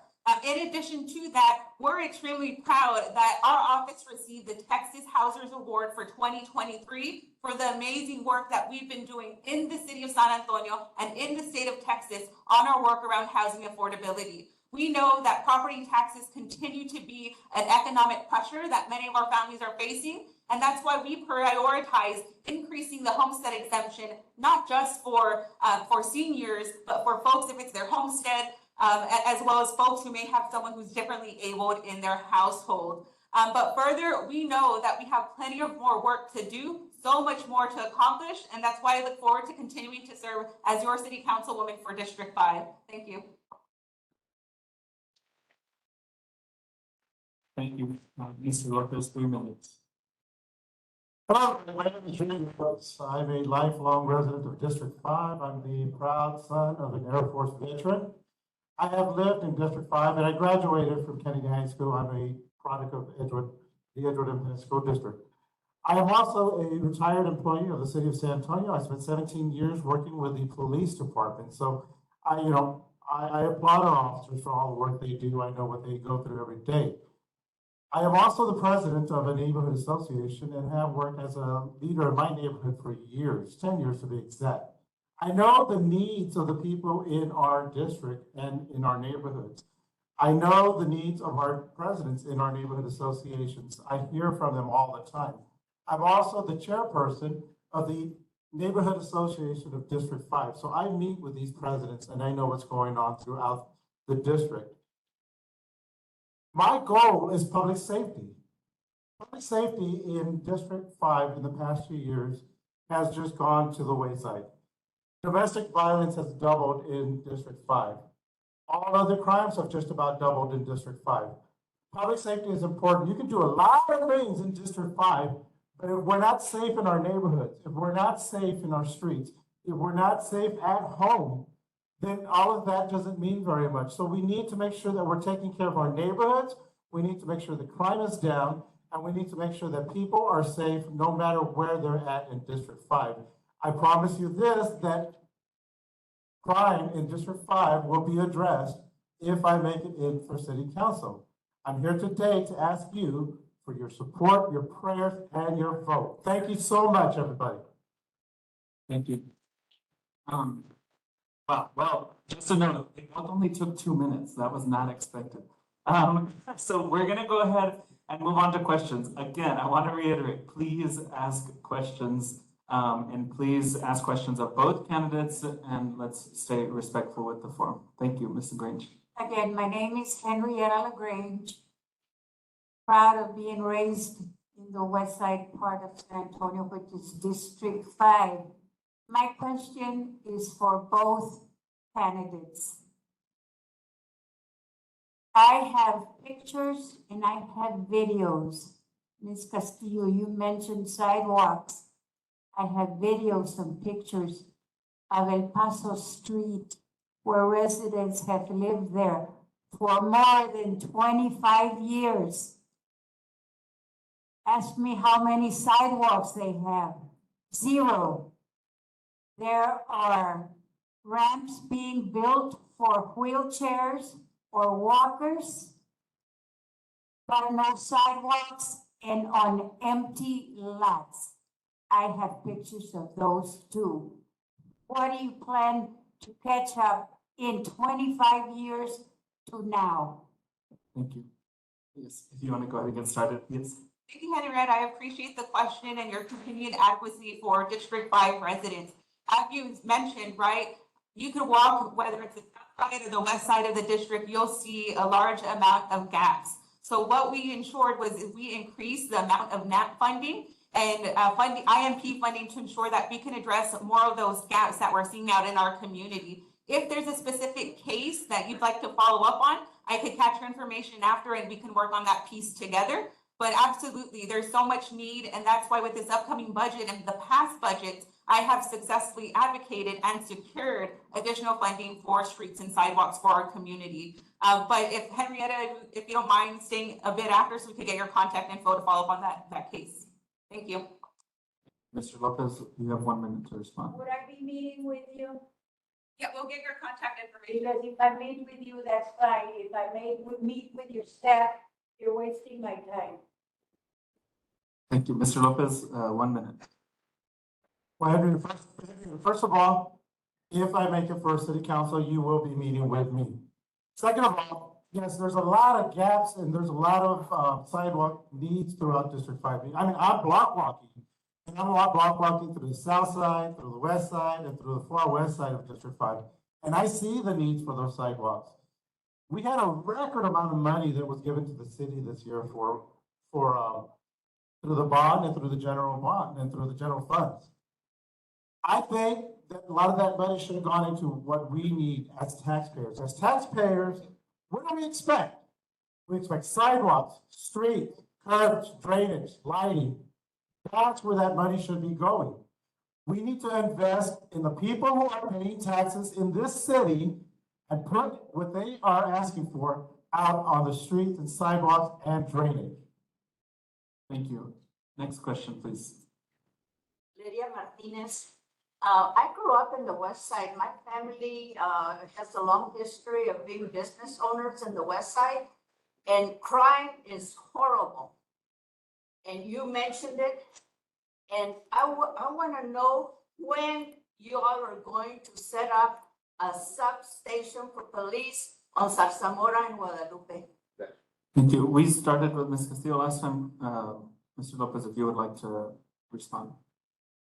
Lydia, this is something I've talked about, and I talked about this with Sam Alvarado not too long ago, who actually is endorsing me now. Sam Alvarado was talking about putting a substation in the west side, the inner west side. And I think that's a wonderful idea. That's a great way to deter some of the crime. But bring those officers back into the community where they can associate with the people who live in those communities, right? I mean, it starts with community policing, getting to know the people in your neighborhood, getting to know the officers in the neighborhood. So I guarantee you, Lydia, that that's one of those things that we need to be looking at, putting a substation in the west side.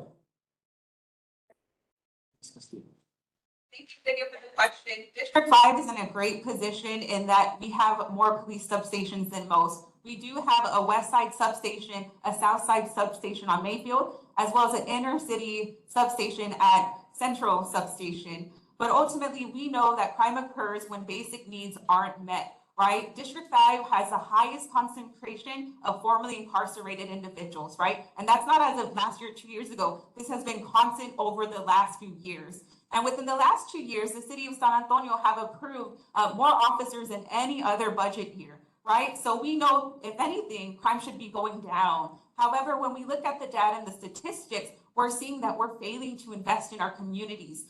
What we must invest is our youth to ensure that they're connected to jobs, because we know when youth are employed, they're less likely to get involved in crime.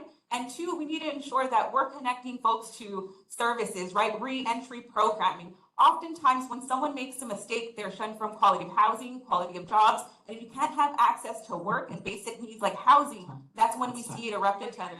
Thank you. That is time. We're going to move on to the next question. I also just want to thank you for not for asking questions. So thank you all so much. We're going to keep going. Next question, please. I'm Rebecca. I'm the youngest elected precinct chair in Texas, and youngest elected woman. I was on the ballot last May. My question is, you said you're advocating for the disabled community. You use the term differently abled or differently need, or any term used differently when you are advocating for that community is considered ableist. We view a lot of us on with disabilities prefer the term disabled. There are things we cannot do due to our disability. I am disabled from the waist down. I was pushed down the stairs by someone, politically declined with my views. My first year of college, I am also on the autism spectrum. So I would like to ask why you're not using the correct terminology. Yes, thank you for the question, right? I am grateful that I serve on the Sustainability and Accessible Committee within the Housing Trust. And we're having a lot of these nuanced conversations about accessibility and language and terminology to be used, right? I'm sure this isn't a conversation or something that you've had an opportunity to bring up in forums. So I think it's an opportunity to let folks know the difference of language and what's appropriate and what's not. But ultimately, right, within that role of the Sustainability and Accessibility Committee, it's a learning opportunity for folks who aren't in the know, but who should be, right? So it's opportunity to know. And what we're doing is building, when we talk about accessibility, what does that mean, right? Is it just ramps? No, that's also ableist, right? We need to make sure that we have different grooves on the street, on the floor as well, to ensure that we're being accessible and inclusive when it comes to that. But I really appreciate you raising that concern. Thank you, Mr. Lopez. First of all, thank you for coming up and sharing that with us.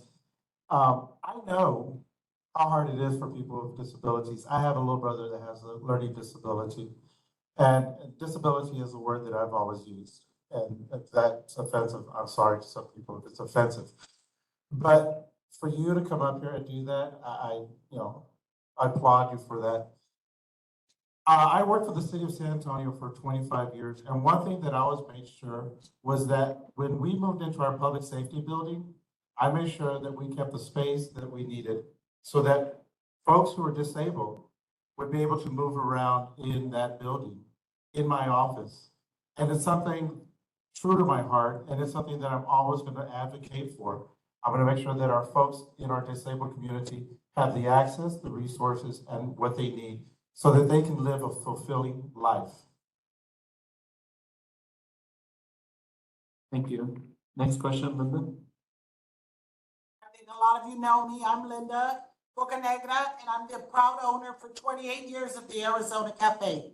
Unfortunately, a year and a half ago, my restaurant was shut down because of an illegal business. So my question to you two is, how important is it to you to sweep our area and to stop all these illegal businesses that are not paying any kind of 941 taxes, not paying no sales tax? They're just opening up shop. How are we going to stop them from doing that? Because there are many, especially in this area. And I would like to ask you, what do you think and how often do you think we should sweep our area in District 5 to shut these illegal businesses down? Thank you. Yes, please. So answer to your question, Linda, I think it's really important that we do these sweeps to make sure that the businesses that are out there are complying, paying taxes. On top of that, we need to make sure that they're following health codes, right? Because we've got a lot of folks out there. And a good example is going to be my neighborhood association within the Thompson Association. Recently, we had a business that was running illegally. They were in total violations, 11 violations. And when we spoke to the city about it, for 2 years, nothing happened. We spoke to everyone that we needed to speak to, and nothing happened for 2 years. And then one day they come and tell us there was 11 violations. We shouldn't have waited 2 years for those 11 violations. They should have been following health codes. So we need to make sure that our businesses are following the law the way they're supposed to. Thank you. Thank you for the question, Linda. I think it's really important that when we talk about code compliance, there are many different facets to it, right? So code compliance officers have different specializations. The majority are property maintenance code trained, right? So they're trained to go out into the field and look at houses. And there are very few who are trained to look at zoning. And they overlap. However, the Development Services Department has a specific amount of zoning code compliance officers, right? And what we need to do is a greater job at ensuring that we're deciphering who's a code compliance officer for property maintenance and who's a code for zoning, right? Because different different code officers have different recommendations and interpretations of the zoning code. And I'm sure many of you all who have gotten a code compliance concern, y'all have had that conversation with the code officer, and it could go either way. So I think given the code compliance and development services as it is, right, ensuring that folks know, I spoke to this code officer and he's a zoning code officer. I spoke to this code officer and he's a property maintenance code officer, having clarification, so that way we understand where the interpretation of the property maintenance code is coming from. Thank you. Talking about zoning, when I got shut down for 4 months, that took money out of our community as well, because I didn't get to pay taxes or employee taxes for 4 months. And I didn't get to feed my family either. And the question still remains, how often do you think we need to do sweeps to make sure that these businesses are legal? Because there's a lot of illegal businesses in District 5. Y'all want to just take 30 seconds to respond real quick to the second part of that? Yeah, sure. I think it's important that we do have proactive code compliance, right? And what that means different things to different people. To me, proactive is if you report someone to code, code goes and addresses that concern. However, what code compliance is trained to do is they go out and identify, right? So rather than having a list of community resident concerns, it's a differently generated list. But absolutely, I do think code needs to be proactive all throughout the district. Thank you. Mr. Lopez? So to answer your question, Linda, and you're asking how often do these sweeps need to happen? They need to happen often enough so that we can catch these folks when they're running illegally, when they're not following the rules, and when they're breaking the law. They need to happen often then.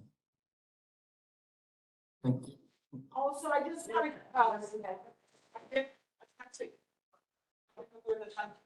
I just wanted to say they used to come around from the state controllers and they would walk and they would check everyone's sales tax. That's a good idea. Thank you. We're going to move to the next question.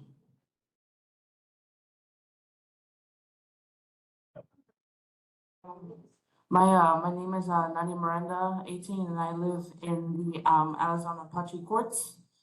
I'm graduating in May and will be attending the Arts Institution of San Antonio in fall. And I am concerned that when I finish my degree, I will have to have a hard time paying any student loans and also affording my own place.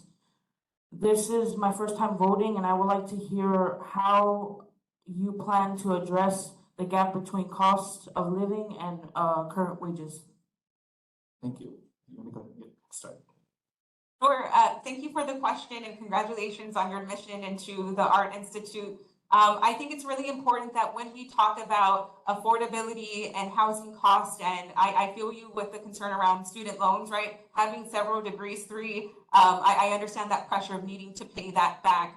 But right, when we talk about housing affordability, one, we need to make sure that we're having competitive wages here in the city of San Antonio, right? Ensuring that when we enter an agreement with anyone asking or seeking funding from the city of San Antonio, that we ask that they stay consistent with the city of San Antonio its minimum wage, right? And we've done that successfully. I've done that successfully at ensuring that if we're in contract with an entity that they are paying $17.50 in alignment with the city, because that'll help you be able to afford that rent. Further, when we talk about the programs and the housings that are being incentivized, ensuring that we are locking in specific units at a specific AMI that's affordable to the existing constituents of San Antonio. We are not having any trouble producing market rate and luxury housing. We shouldn't be using public dollars to do it. Thank you. Mr. Lopez? Yes, first of all, congratulations. Yeah, I agree with you. There is a disparity, right, with the wage and the cost of living, especially in housing. We need to ensure that we are, first of all, it's a lack of housing, so we need to make sure that there's housing going out there, and affordable housing too. I've worked as a neighborhood association where several builders start building homes in my neighborhood, but I always asked them and made sure that they were building houses that were affordable. On top of that, I've also worked with several developers who have built apartments or refurbished apartments in my neighborhood and asked them to make sure that they have mixed use apartments with affordable AMI, right? And as far as your student loans go, those are so hard. But I mean, that's why Joe Biden, right, is pushing for forgiveness on student loans. And I don't see anything wrong with that. Thank you. Next question. Single mom, I'm a small business owner, and my question to you is, what is your stance on eviction diversion, specifically on the high eviction rates in 2022? Thank you. Mr. Lopez, if you want to respond. So what I can say on evictions is we need to make sure the folks who are being evicted, we need to make sure they have the resources that they need to find somewhere to live, right? As a landlord, I can tell you that I keep my rates as low as I can, but then my rates are also, it depends on the taxes and what the taxes are doing. So at some point, it's either I'm paying out of my pocket or else I'm losing on my property, right? So we need to make sure that at the state level, we're pushing our folks at the state level to bring down or to bring more money down to the school districts, because that's where the taxes are the highest. So we need to be pushing those people up there to make sure that those are coming down. But again, we need to make sure that there's a safety net for everybody that's going through eviction processes. Thank you. And I think some people are having trouble hearing the questions in the back. So just whenever you get up to the mic, just get kind of close to it. Go ahead. Thank you, Lisa. I think it's important, right, that we talk about what we've tried doing in the past, which was passing the right to cure. That was prior to me being in office. It failed by 1 vote. But what we've seen by failing and the lifting of the federal eviction moratorium is that we're seeing more homeless families, more families who are living at Haven for Hope. And we're also seeing more students unenroll from our public schools because they don't necessarily have a place to live. In addition to that, evictions are also impacting animal care service. So that's why our office has prioritized seeking those federal grants to bring those federal dollars to ensure that if folks are experiencing an eviction, there are resources to help catch up on that rent.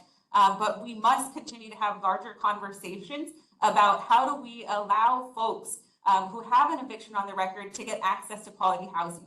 Having an eviction on your record is like having a felony on your record. No one will want to rent to you, and it makes it that much harder to get access to housing. And that's why sometimes we see some families out on the street, right? There's a number of reasons why, but there are folks that have an eviction, and we need to do a better job at providing. Thank you. Next question.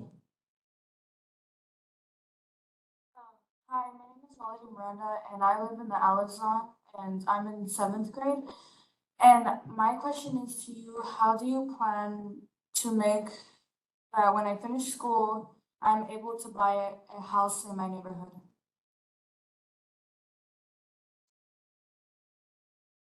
I'm trying to remember who went first last time. Yes, go ahead.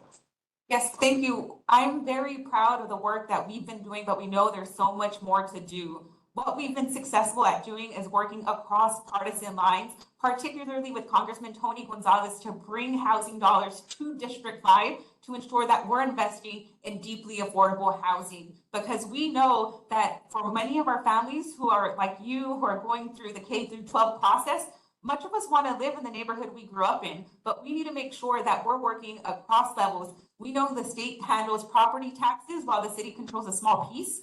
But federally, we need to make sure that we're investing in jobs, investing in the production of that deep housing affordability. So what we'll continue to do is work across partisan lines to make sure that we're building housing that's affordable and continuing to partner with the county to ensure that we can activate a lot of these vacant lots that we see in District 5. Thank you. Mr. Lopez? First of all, you said you're graduating? You're what? I'm in 7th grade. You're in the 7th grade, and you want to stay in District 5. I commend you for that, because I think that we need to keep our young talent in District 5. We need to find affordable housing for the people that live in District 5. We need to give you what you need, the resources you need to stay in District 5. And we need to make sure that we're working with the state and the county to make sure that affordable housing is there for you. There's nothing greater in this country than home ownership. Why is that? Because it's generational wealth. We need to make sure that everybody is obtaining generational wealth.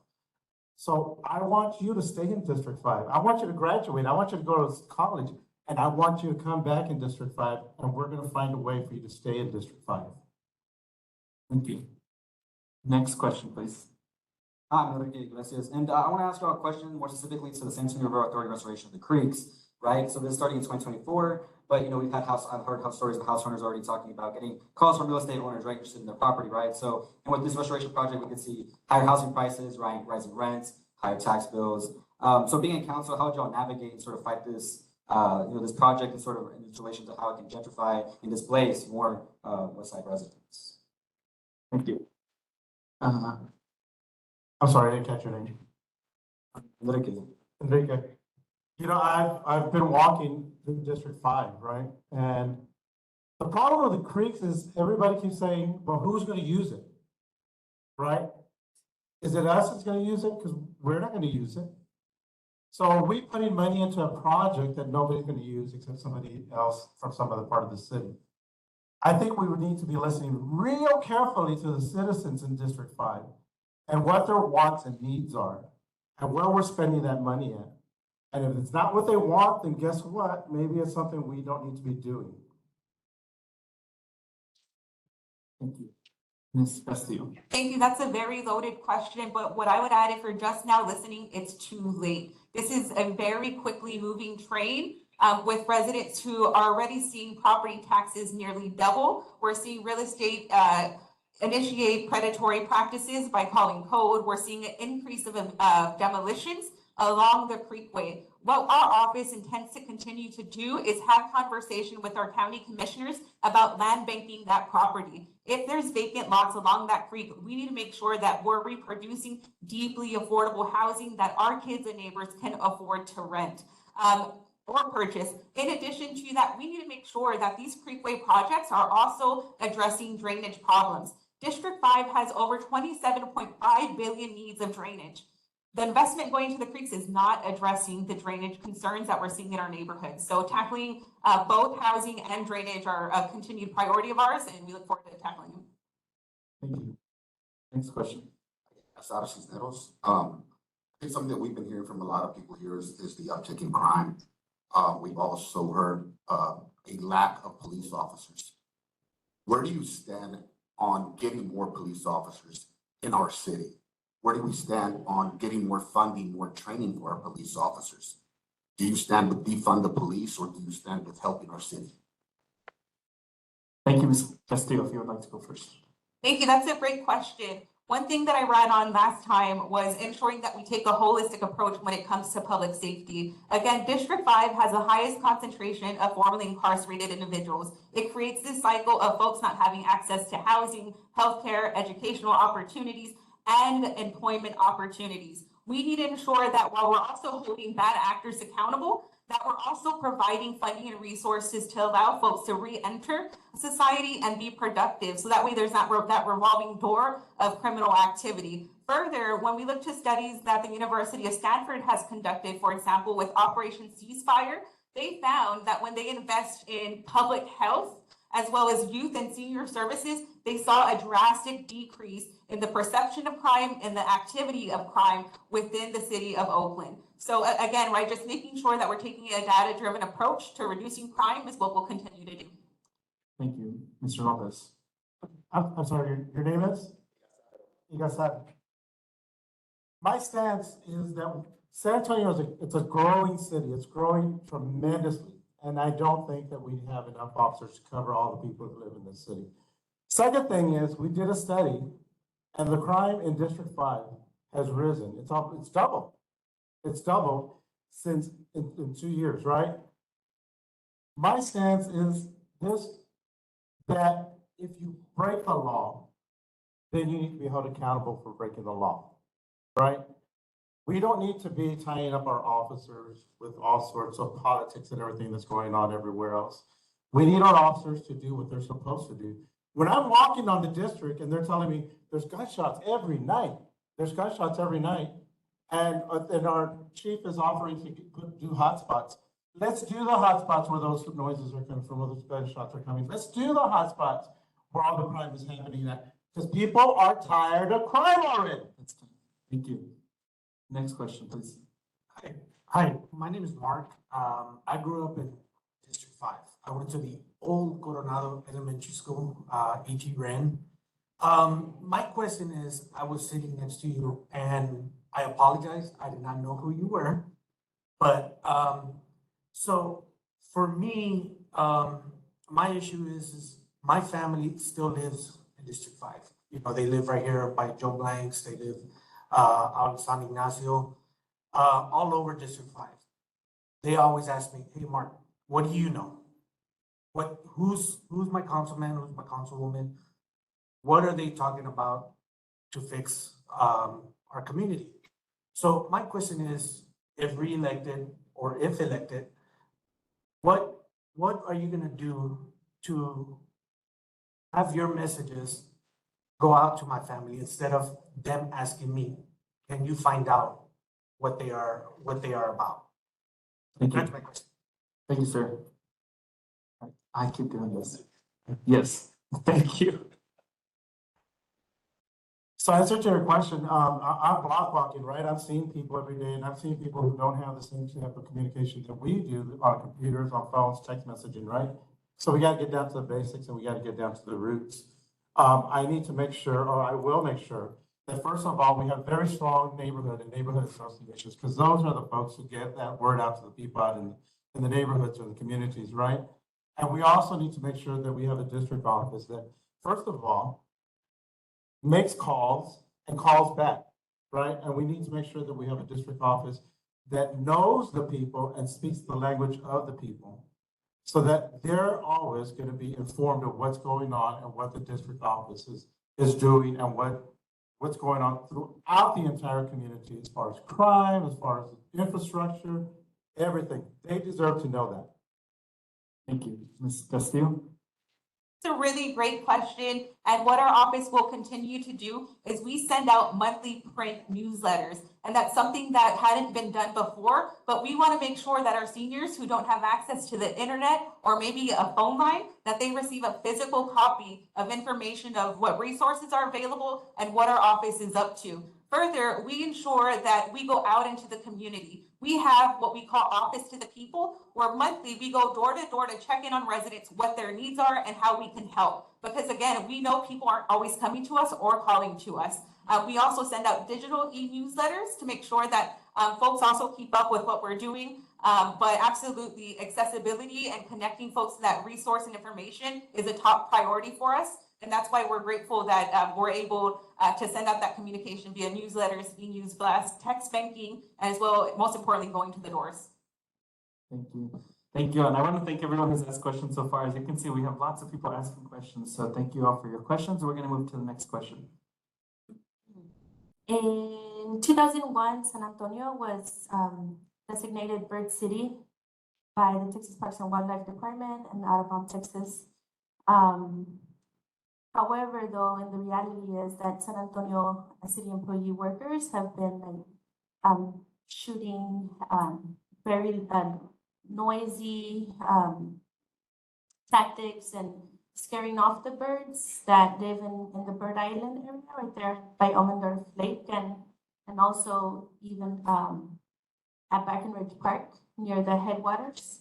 So I'm wondering, what are you going to do to protect these migratory and native bird species that are part of the creation story of San Antonio's origins, and that we protect the native ecosystem there? What is your position in protecting Bird Island and the Breckenridge Park? Thank you. Where the trees are being cut right now. Yes. Thank you, Ms. Castillo. So what's going on at Ommendorf Park is that the egrets are interrupting the military's waves, right? So the military has instructed the Parks Department to ensure that we do not allow the birds to nest because it is going to potentially cause an aircraft accident. So I think ultimately ensuring that we continue to have that communication with the military as well as the parks on what are we going to continue to do moving forward, understanding that prior there were pyrotechnics that were used and there was concern about the fumes that were being released. However, the parks has moved away from that. So again, I think what's important is communicating to community about the tactics that are being used there and why.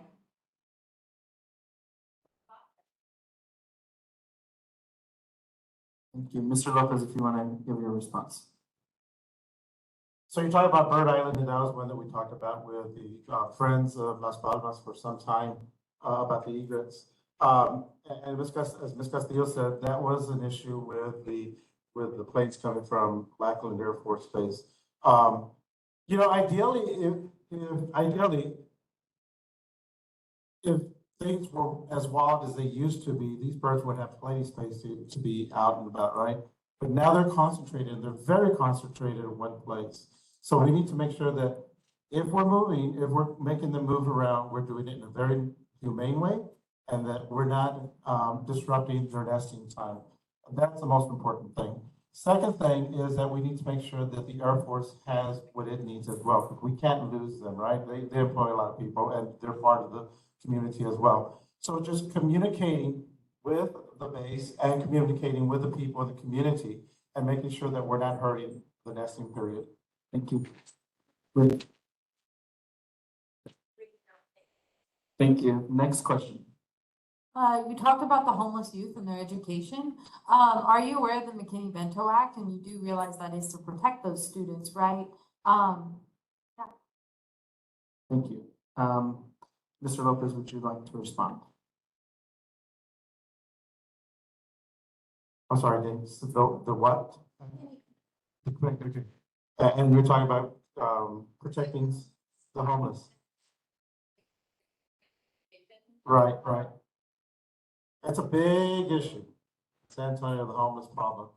And we need to take a really big holistic approach to that. But what I can say is that a lot of things we're doing right now don't seem to be working.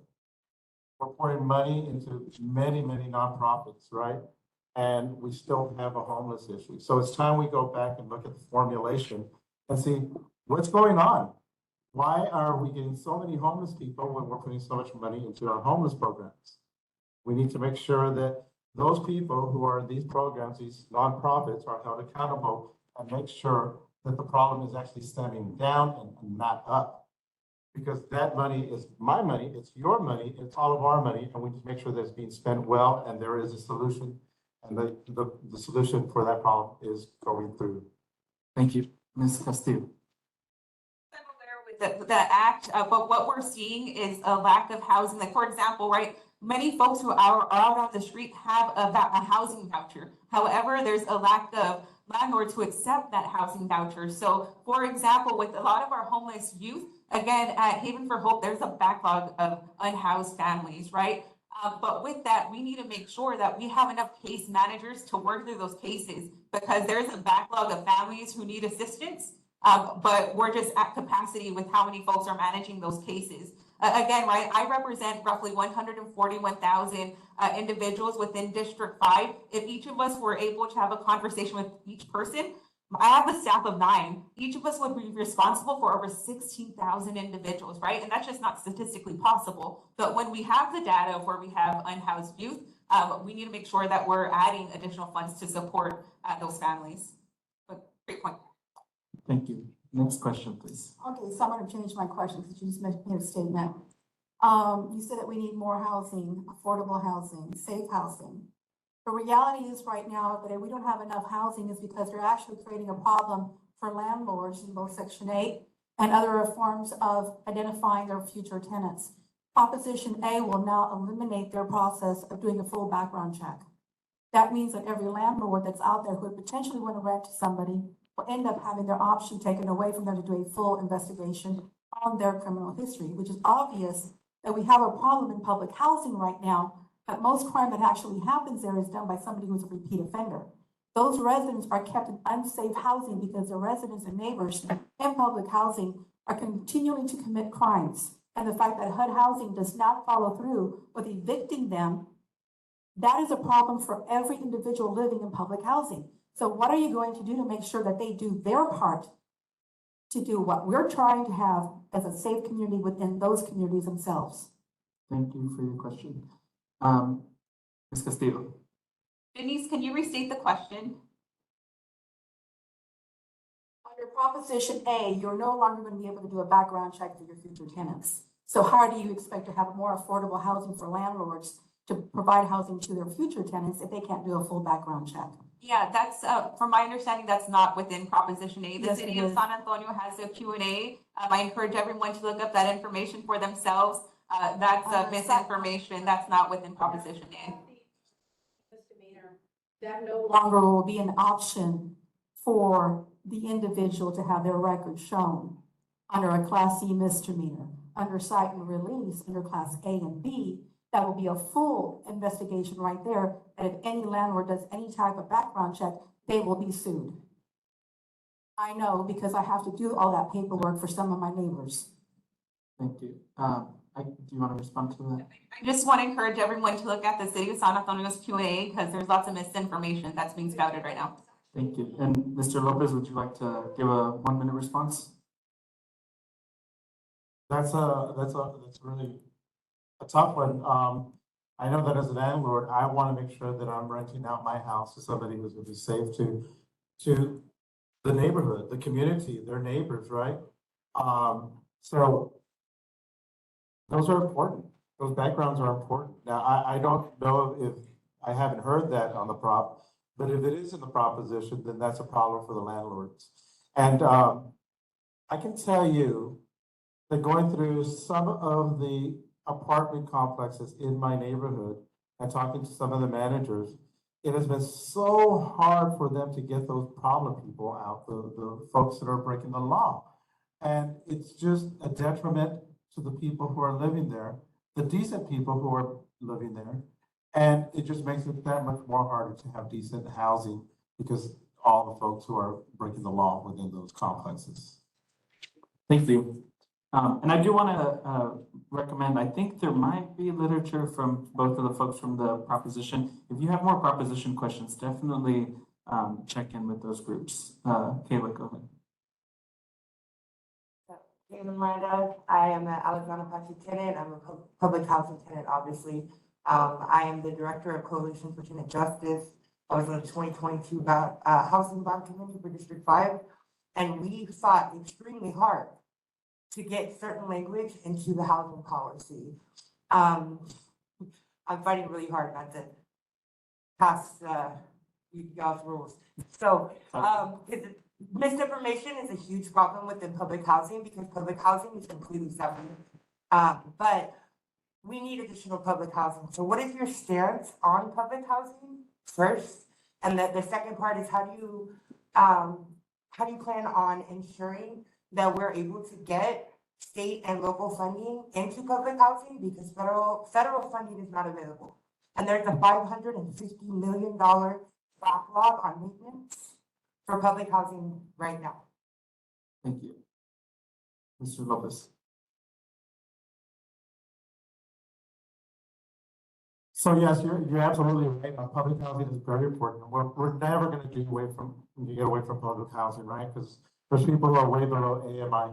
But we need to make sure that they have quality places to live. We need to make sure that they have what everybody else has, owning a home or has a really good apartment.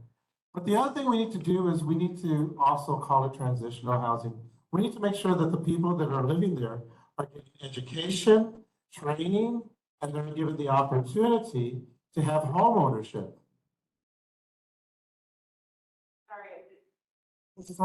Yeah, are you aware that the numbers in public housing is that over 60% of our tenants at the Alexander Apache Courts are children?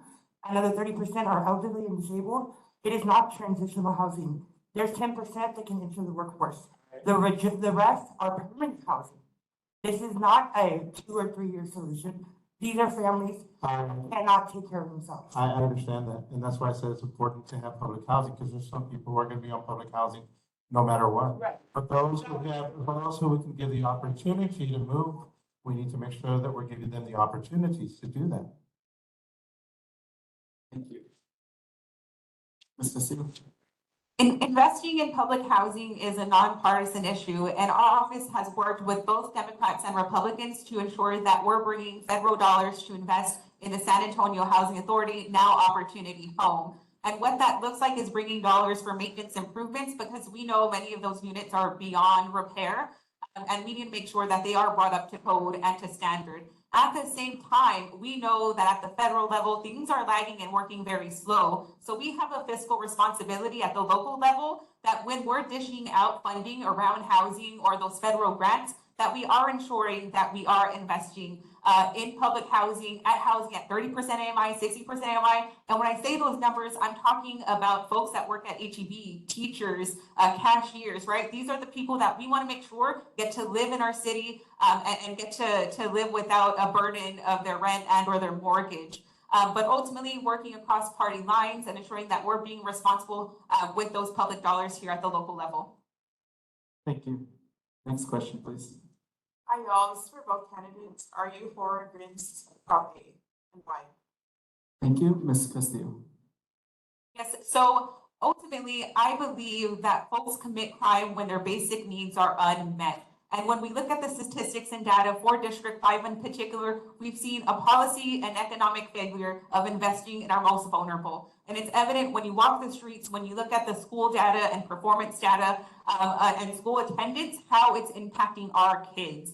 We need to make sure that we're investing in community, and what that looks like is youth, senior services, parks, and so on and so forth. Ultimately, I believe that it is up to a woman to have full autonomy over her own body, and no one should make a decision. I believe that's an issue rather than right and wrong, but over democracy, for you not to have an opportunity to say what you want to do on your body, that comes into to our civil liberties. I should be able to say what I do and don't want to do. When we look at the violent crime that's happening in the city of San Antonio, we have our police officers taking on so much. We need to ensure that they have the capacity to attack and address a violent crime rather than a little bag of weed, right? We need to make sure that we're tackling things at the root. Thank you, Mr. Lopez. So simple answer to your question is I'm against Prop A, and I'll tell you why. Because it's a package with so many little things in it that a lot of people don't know about, right? There's things in there that I would have voted for if they were laid out across the table.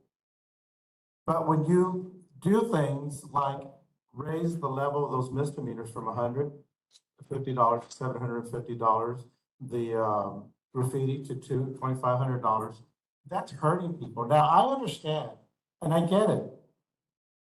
The people that are affected the most are the people who are poor and brown and black, right? But the people that are going to get hurt the most are the people who are poor, brown, and black, because that's where these crimes are taking place in those neighborhoods. Small businesses can't afford these $750 losses all the time. Walgreens, CVS, and Walmart can afford it.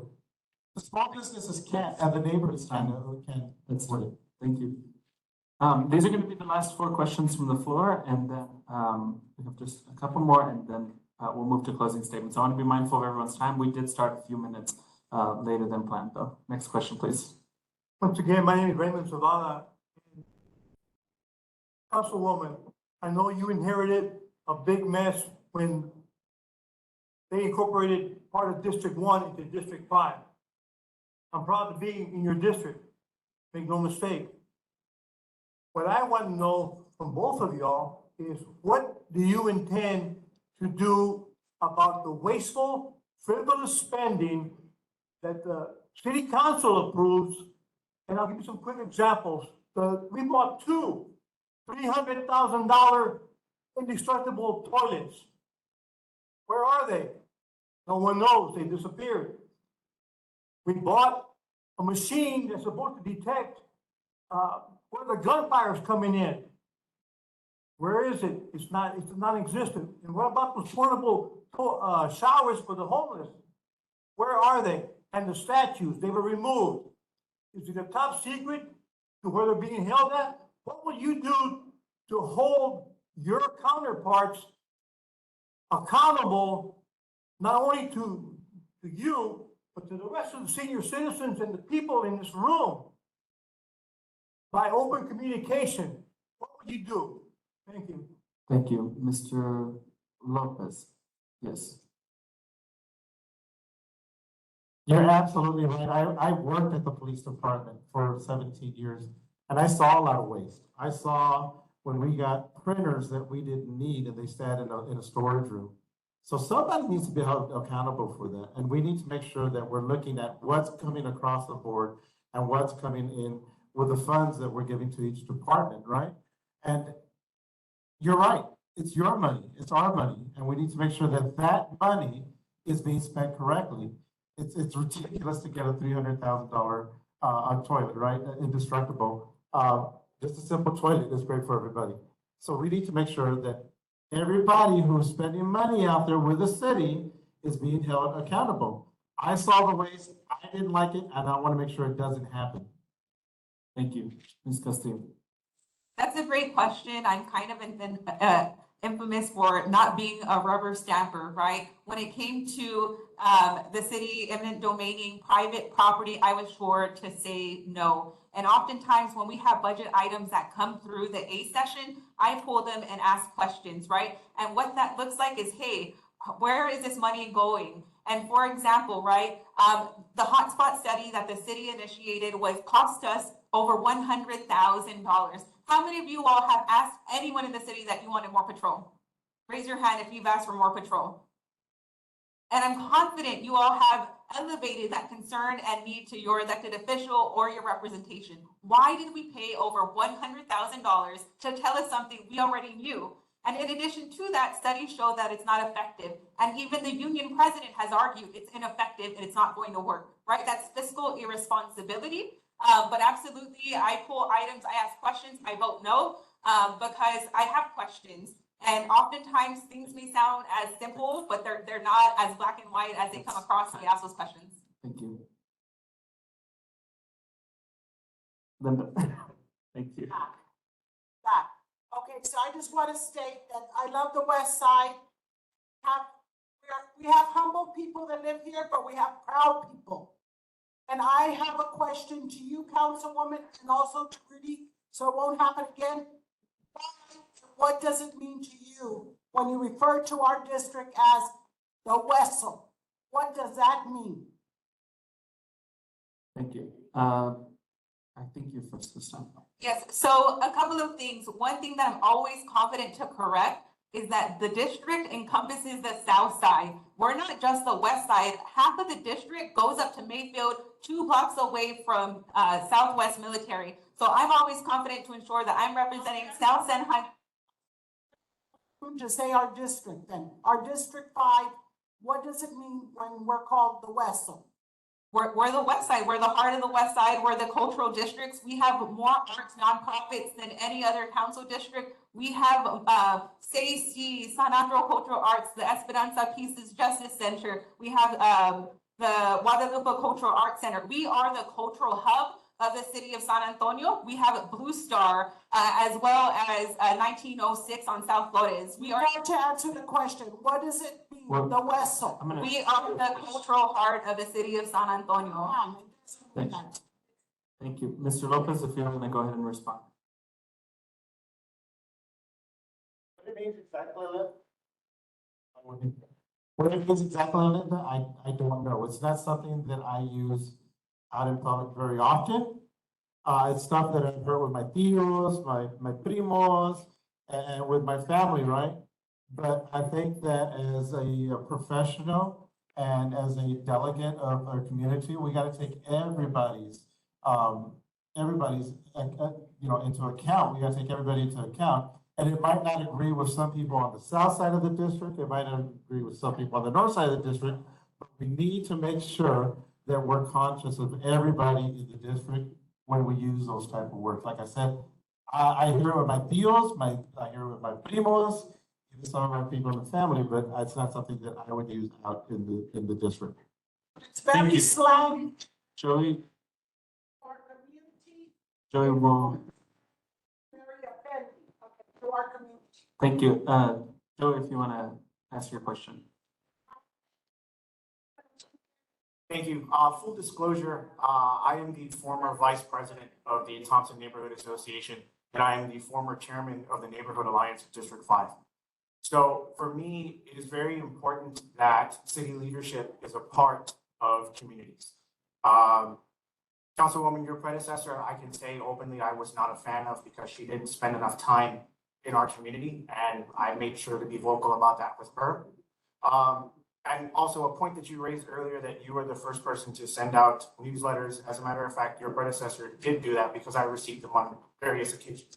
But my question to both of you is, how is it important to establish community relationships, and what are you going to do to support neighborhood associations and create neighborhood associations in District 5 where they are lacking? Thank you, Mr. Wait, did you? Yes. Great question, Joey. I can tell you that establishing strong neighborhood associations is very important to me because they are the lifeline to our communities throughout the district. That is why a few years ago, I got together with other presidents and formed the Neighborhood Alliance of District 5, who I'm the chairperson of. Because I know that when you put the presidents together, it makes us all much more stronger throughout the district. We know what's going on in the district, and we know how we can help each other out. I know that I haven't seen any kind of movement with the district office on bringing those presidents together. I don't think we've met once or even twice during the time, the past 2 years. But answer to your question, I will work as hard as I can to make sure that our neighborhoods are strong, our leaders in our neighborhood are strong, and our neighborhood associations in our community are strong. Thank you. Castillo. Yes, that's what's really key, and we're really proud that we helped facilitate and establish 2 additional neighborhood associations within our district, because we know the role of neighborhood association leadership in ensuring that there's not resolution on an issue, that it gets escalated to our office. I see many neighborhood association presidents and leaderships here, and they've done a great job. If they don't see resolution or they have issues in their neighborhood, they're sure to escalate that up to us. But further, I think it's also important to include individuals who don't necessarily participate in neighborhood associations. Folks take care of families, children, have different working schedules. So we take more of a different approach to ensure that we're including folks from boards and commissions, as well as neighborhood associations. We make sure all of our meetings that we have are accessible to everyone and are not exclusive to specific individuals, because we want to make sure that those areas that don't have leadership have representation too. So making sure that we have open general meetings that everyone has access to discuss those issues. Just really quickly, we had said that you were going to be the last one to ask a question. But I'm gonna leave it up to the candidates. Are you okay, since there's 3 more questions, to go ahead and allow them to ask their questions? And also, Jeremy and I had a question, so of course we can't get in line, but we want to end with our questions as well. So go ahead. I just want to clarify, make sure. No. We had said that she was the last one. So I went ahead and asked the candidates if they were okay to finish up with the line that after the gentleman in the back, and that's in line, that's it. And we are gonna ask 2 questions from us up here. Thank you. Lydia Martinez and Nandi, Senior Liaison for Seniors for State Representative Elizabeth Campos. When I was working her area, I found out that the Fair Apartments, Med Garcia Apartments, needed a lot of help. San Antonio Housing didn't have the money. So Elizabeth Campos went and spoke to Cuellar, and Cuellar gave her $2.5 million to Saha. Were you aware of that? Yes, I was just in DC last week meeting with Congressman Henry Cuellar, where we discussed infrastructure as well as public housing investment, and he did share that he earmarked for fair housing apartment complex. Yes, I'm well aware. Yes. So why are they not using that money to fix the apartments? Yes. So Kayla can correct me, but the San Antonio Housing Authority, now Opportunity Home, has over $100 million of needed improvements. $2 million is a drop in the bucket to address those needs. And I would ask for you to ask Ms. Campos why that apartment and what the expectations are. I know you mentioned you work for her. I think she'd be a great source to ask. What are the expectations of those $2 million? Because you mentioned a little while ago that Sahan needed a lot of their money, not for apartments, but to fix the apartments. Yes, there's a combination of needs for Opportunity Home. It starts with rehabilitation, reconstruction, minor maintenance, all the way up to the construction of new housing, whether it's for senior living or multifamily. So yes, there's 2 million is a drop in the bucket. Thank you. I'm gonna let Mr. Lopez answer the question. Let me ask you this. So that money was slated specifically for those apartments? It was specifically for Liz Campos area in her district, which was Men Garcia and Fair Apartments. Okay, so I think what you're saying and what I'm hearing is that that money was given to Saha. And so Saha is actually spreading it across the board, that it's not really going back into those apartments specifically. I don't know. I'm asking the question because Teri mentioned that Saha couldn't afford more apartments, that they were using the money to fix apartments. That was my question. So maybe I'm going to say that if that money was slated for those particular apartments, I would have really pushed really hard to make sure that those apartments would have gotten that $2.5 million. Okay. But in the future, I really would like city council to be aware of what is going on and what Saha is doing. Thank you. We're gonna move to Mr. De Leon's question. Again, my name is Lauro De Leon, and today I'm also advocating for veterans. I know there's some veterans here in the crowd. I thank them for their service. I'm a veteran too. And what it is veterans are being represented by, they're a little bit over the medium income level. They're not qualified for services that are provided by the city. Now, some of these veterans, all they have is their VA pensions. And yes, it runs something when you're 100% to $4,000. I mean,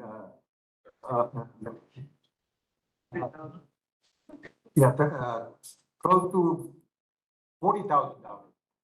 And so what it is you have a lot of veterans from the Korean War, from the Vietnam War, that never had the opportunity to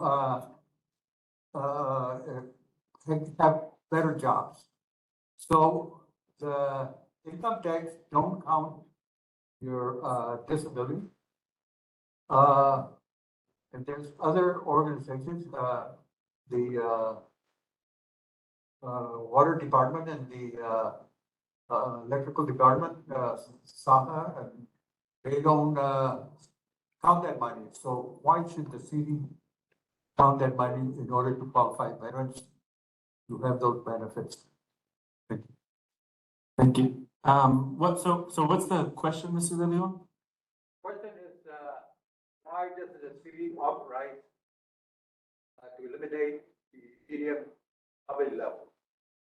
Medium poverty level. Veteran. Don't include their pensions. Thank you, Mr. De Leon, for that important question. I'm the proud daughter of a United States Navy veteran, and ensuring that we continue to support our veterans, those who pay the ultimate sacrifice, are connected to those services that are well-deserved, right? We need to make sure that we're paying our dues. Recently, the mayor appointed me to the Intergovernmental Relations Committee, and this is where we have an opportunity to ensure that we're not just lobbying with our state representatives, but our federal representatives, to ensure that we're removing those barriers when it comes to access and what we qualify for, what our veterans qualify for. It is a priority for me. I'm working with Congressman Tony Gonzalez on having a little veterans forum to where we can hear from our veterans what their priorities, their concerns, and their needs are, and what can be done, not just at the local level, but at the federal level as well. So working in partnership with state and federal representation is going to be key to ensure that we're providing our veterans with the resources and relief that they deserve. Thank you. Mr. Lopez. So I understand what you're saying. Yeah, the medium income is also included in there, so they don't qualify for some services. And really, that shouldn't be, that shouldn't count against them, and I don't think we should do everything we can to make sure that that's not counted against them.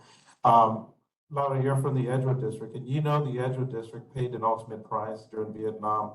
And we have a lot of veterans here in the Edgewood District. Let me add something to that, because I'm also a family member of an Air Force veteran, and I've got brothers and sisters who were in the Marines, the Air Force, and in the Navy. Real quickly, you know that when they have disabilities, they've got to go and put in all the paperwork for it. You know that the veterans, like the Vietnam veterans, just like my dad, who got hurt years and years ago, are having such a hard time getting that money for those disabilities. We need to make sure that they're getting those benefits that they deserve as well. Thank you. Aggie? Hello, good afternoon. My name's Aggie Agapita Jaramillo, and There you go. and I live in District 5, and I'm also the president of the Los Puentes Neighborhood Association. My question, and I promise to only ask one question, is what assurance do we have here in the community, the District 5 community, that the funds that are already allocated, from the budget and from bond money, that it's going to stay there? Because a lot of times, things happen and then they redirect the funds, or someone new might come on board, those funds are moved. I want to know if we're going to have a sidewalk built down the street, I want to know that the funds are there, that it's going to stay there. What assurance, and it's being recorded, so I want to know, what assurance do we have that we're going to get what those projects are already planned for? Thank you. Actually, Mr. Lopez. So Aggie, I can tell you that being the president of a neighborhood association, if there's nothing worse than seeing money go somewhere else when it was supposed to be going to you to help you fix your sidewalks, your streets, your curbs, I can guarantee you that that is something that I wouldn't do. When that money's allocated for those particular projects, it needs to stay for those projects. I would never take them away from that. The other thing I would do is, I know that there's certain parts of District 5 that were under studies to have improvements done, but the money was taken for those improvements and put somewhere else. Those studies were ignored. Those studies shouldn't be ignored. The money that was there, or the money that was promised for those studies, needs to be going to those studies within District 5. So I can guarantee you that I would never, ever do that. Thank you, Ms. Castillo. Yes, so with the bond that recently passed, and I'm really proud again that we secured nearly $100 million for infrastructure investment in District 5. Those dollars are bound by the proposition, so they can't be moved from bucket, and they're locked to that project because the city council voted on the package, and the voters approved that package. However, when it comes to the streets and sidewalks and drainage projects that our office is collecting, right, there's no transition of that. I'm not a monster, so for the next person 6 years from now, I'm going to give them my list. Whereas when we came into office, we were not left with a list, and my team had to curate and gather all those streets. So what we hear a lot for other communities, 6 years ago, I reported this street was told it was going to get done, and then there was a transition, and that process and that list wasn't transitioned. Thank you. Thank you. Thank you. We made it, Michael. I just want to say thank you for being here. It's nice to see two candidates with the public education system in Edgewood. We don't have forums like this because no one's running to serve on the school board. I just had a question. Don't do it that way.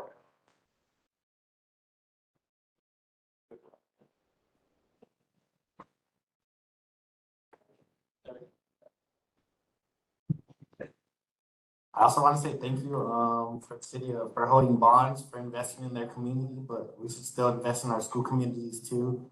HEB on Lincoln Heights, they were remodeling their HEB over there.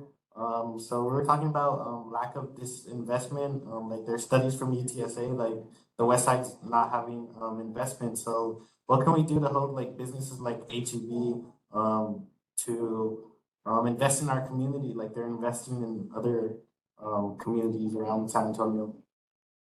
Thank you, Ms. Castillo. Yeah, thank you, Michael, for that great question. A couple of things, right? When it comes to school districts, I am grateful that I now represent over 5 independent school districts in the city of San Antonio, and we work in collaboration and in coalition with school board members and or superintendents. But to your point about how do we get these businesses to invest in our community, to be frank, HEB is worth billions of dollars, right? I think it's worth asking and demanding that they invest in their infrastructure here in District 5. I'm opposed to incentivizing them to do it because they're billionaires, right? And not investing in the infrastructure at their stores here is their choice. I don't know if it's an issue of management, but ultimately, right, I think it's worth making the ask. However, I'm opposed to incentivizing them doing something that they're well-resourced to do. That was a great question, Michael.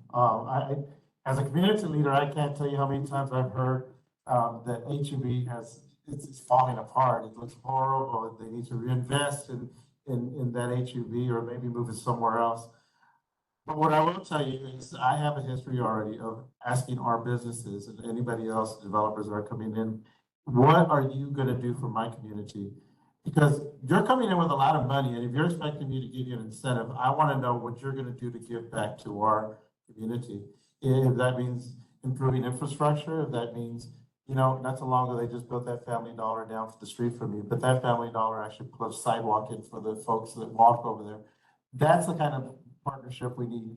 If you're coming into a community, you need to improve that community. I have a question. My questions has to do with, because I know we hear that there's a lot of crime in District 5. I don't see any job expos for second chance in our area. I hear about them through the Commissioner's Court up on the southeast side or other sides of the city. I want to know, when are we going to do that here in our district? Because if we have a lot of high crime, or we have probationers or whatever the case may be that can't find jobs, why can't we bring a second chance job expo for some of our people here in the community?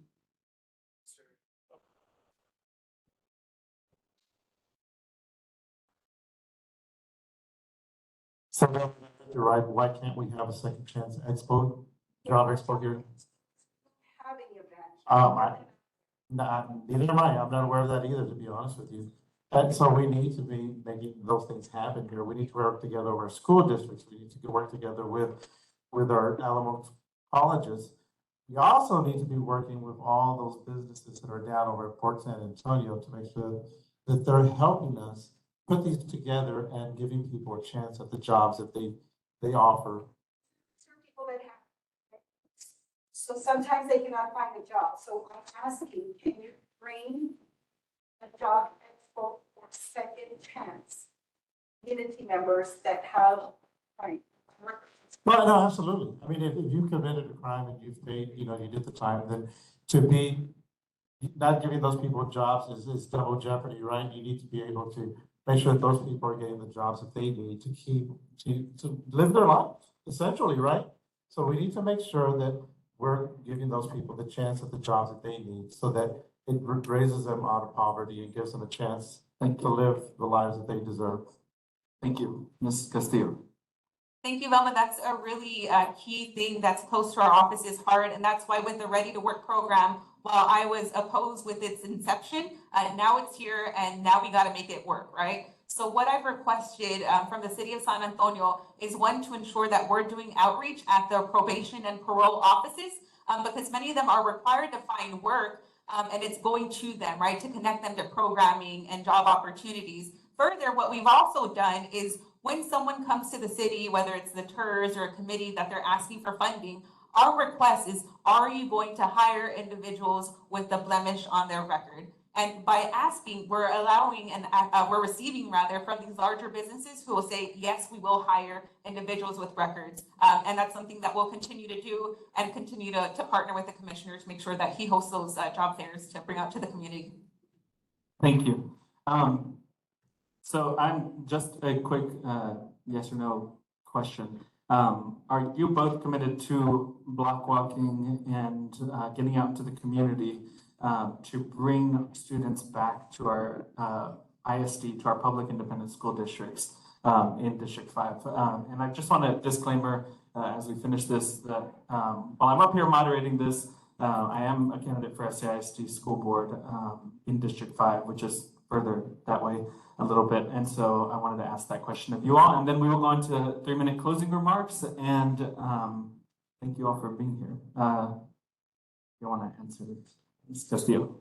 Yes, absolutely. Again, I've been working in coalition with the Schools Our Students Deserve. It's in collaboration with teachers, support personnel, and the superintendent of SEISD, and I've been working with Olga as well from Edgewood ISD. And it's a priority that we ensure that we bring kids back, but also recognizing that a lot of those children are on a waiting list for a shelter, right? And how do we access those kids is something that I think we need to ask ourselves. Thank you. Mr. Lopez? Can you ask that question one more time? Are you committed to helping bring students back to public ISDs? Absolutely. I'm a product of the Edgewood Independent School District. I graduated from Kennedy. I have worked closely for years and years now with the Edgewood ISD and Dr. Hernandez in Edgewood ISD. And I want to make sure that those kids that are in our district are sending back to our ISD. It's really important to keep them here, but not only to keep them here, but we also need to make sure that we're partnering with our local businesses. A good example of that is Central Electric down the street from here. They've offered to do mentoring programs and internship programs with the high school kids, and we need to make sure that they're working together with that. Thank you. If you want to go ahead, we're going to go straight into your 3-minute closing remarks, Mr. Lopez. Yeah. We went through many. If you want to respond to that question in your 3-minute closing remarks, you're welcome to do that. So I want to make sure that the school districts have a chance to have the kids coming back to them. I know that they're going to charter schools right now, and that's an option. But we need to make sure that our school districts are also giving the kids the opportunities and the resources they need to keep them in their district. Kids disappeared. No, they don't disappear. They're going to charter schools. A good example of that is Compass Rose down the street from me. They're not going away. They're not going away. As a matter of fact, I think that Edgewood is one of the few districts that is partnering up with some of our charter schools to give those services that they don't have at the charter school over at Edgewood School District, over at the Edgewood School in the Independent School District. For example, some of the charter schools don't have the football teams. They don't have the other athletic amenities. So they're partnering up with some of the charter schools and giving them access. I like that. Yeah. You have 2 minutes still for your closing remarks. Oh, that's my closing. Included in it, yes. All right. So my name is Rudy Lopez. I'm running for city council here in District 5. I have been a community leader for 10 years with my neighborhood association. I've worked on several boards and commissions. I know what the needs are in my neighborhood and other neighborhoods because I've worked with other neighborhoods. I'm also a retired employee of the San Antonio Police Department, was there for 17 years, and I know that law enforcement does their work, and I know the work they do, and it's very important.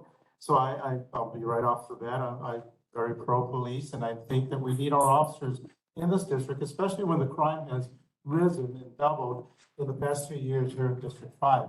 I'm here to serve the people, and that's all I've ever done. I think the city hall needs to get down back to what it's supposed to do, and that's to answer to the taxpayers and give the taxpayers what they're paying for. The taxpayers are paying for sidewalks, streets, drainage, lighting, public safety, and we need to make sure that they are getting that here in District 5.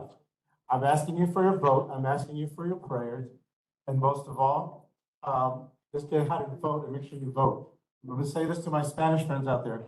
Me llamo Rudy Lopez, estoy corriendo por el Concilio del Distrito 5. Estoy preguntando hoy, ahora, su apoyo y por su voto. Por favor, salgan a votar y cuando votan, votan por Rudy Lopez. Muchas gracias y que pasen buena tarde. Thank you. Ms. Castillo, 3 minutes, and you're welcome to answer the question in your closing remarks if you'd like. It's been an extreme honor serving the residents of District 5. Within my first term, I've secured historic investment that folks haven't seen, even serving 8 years.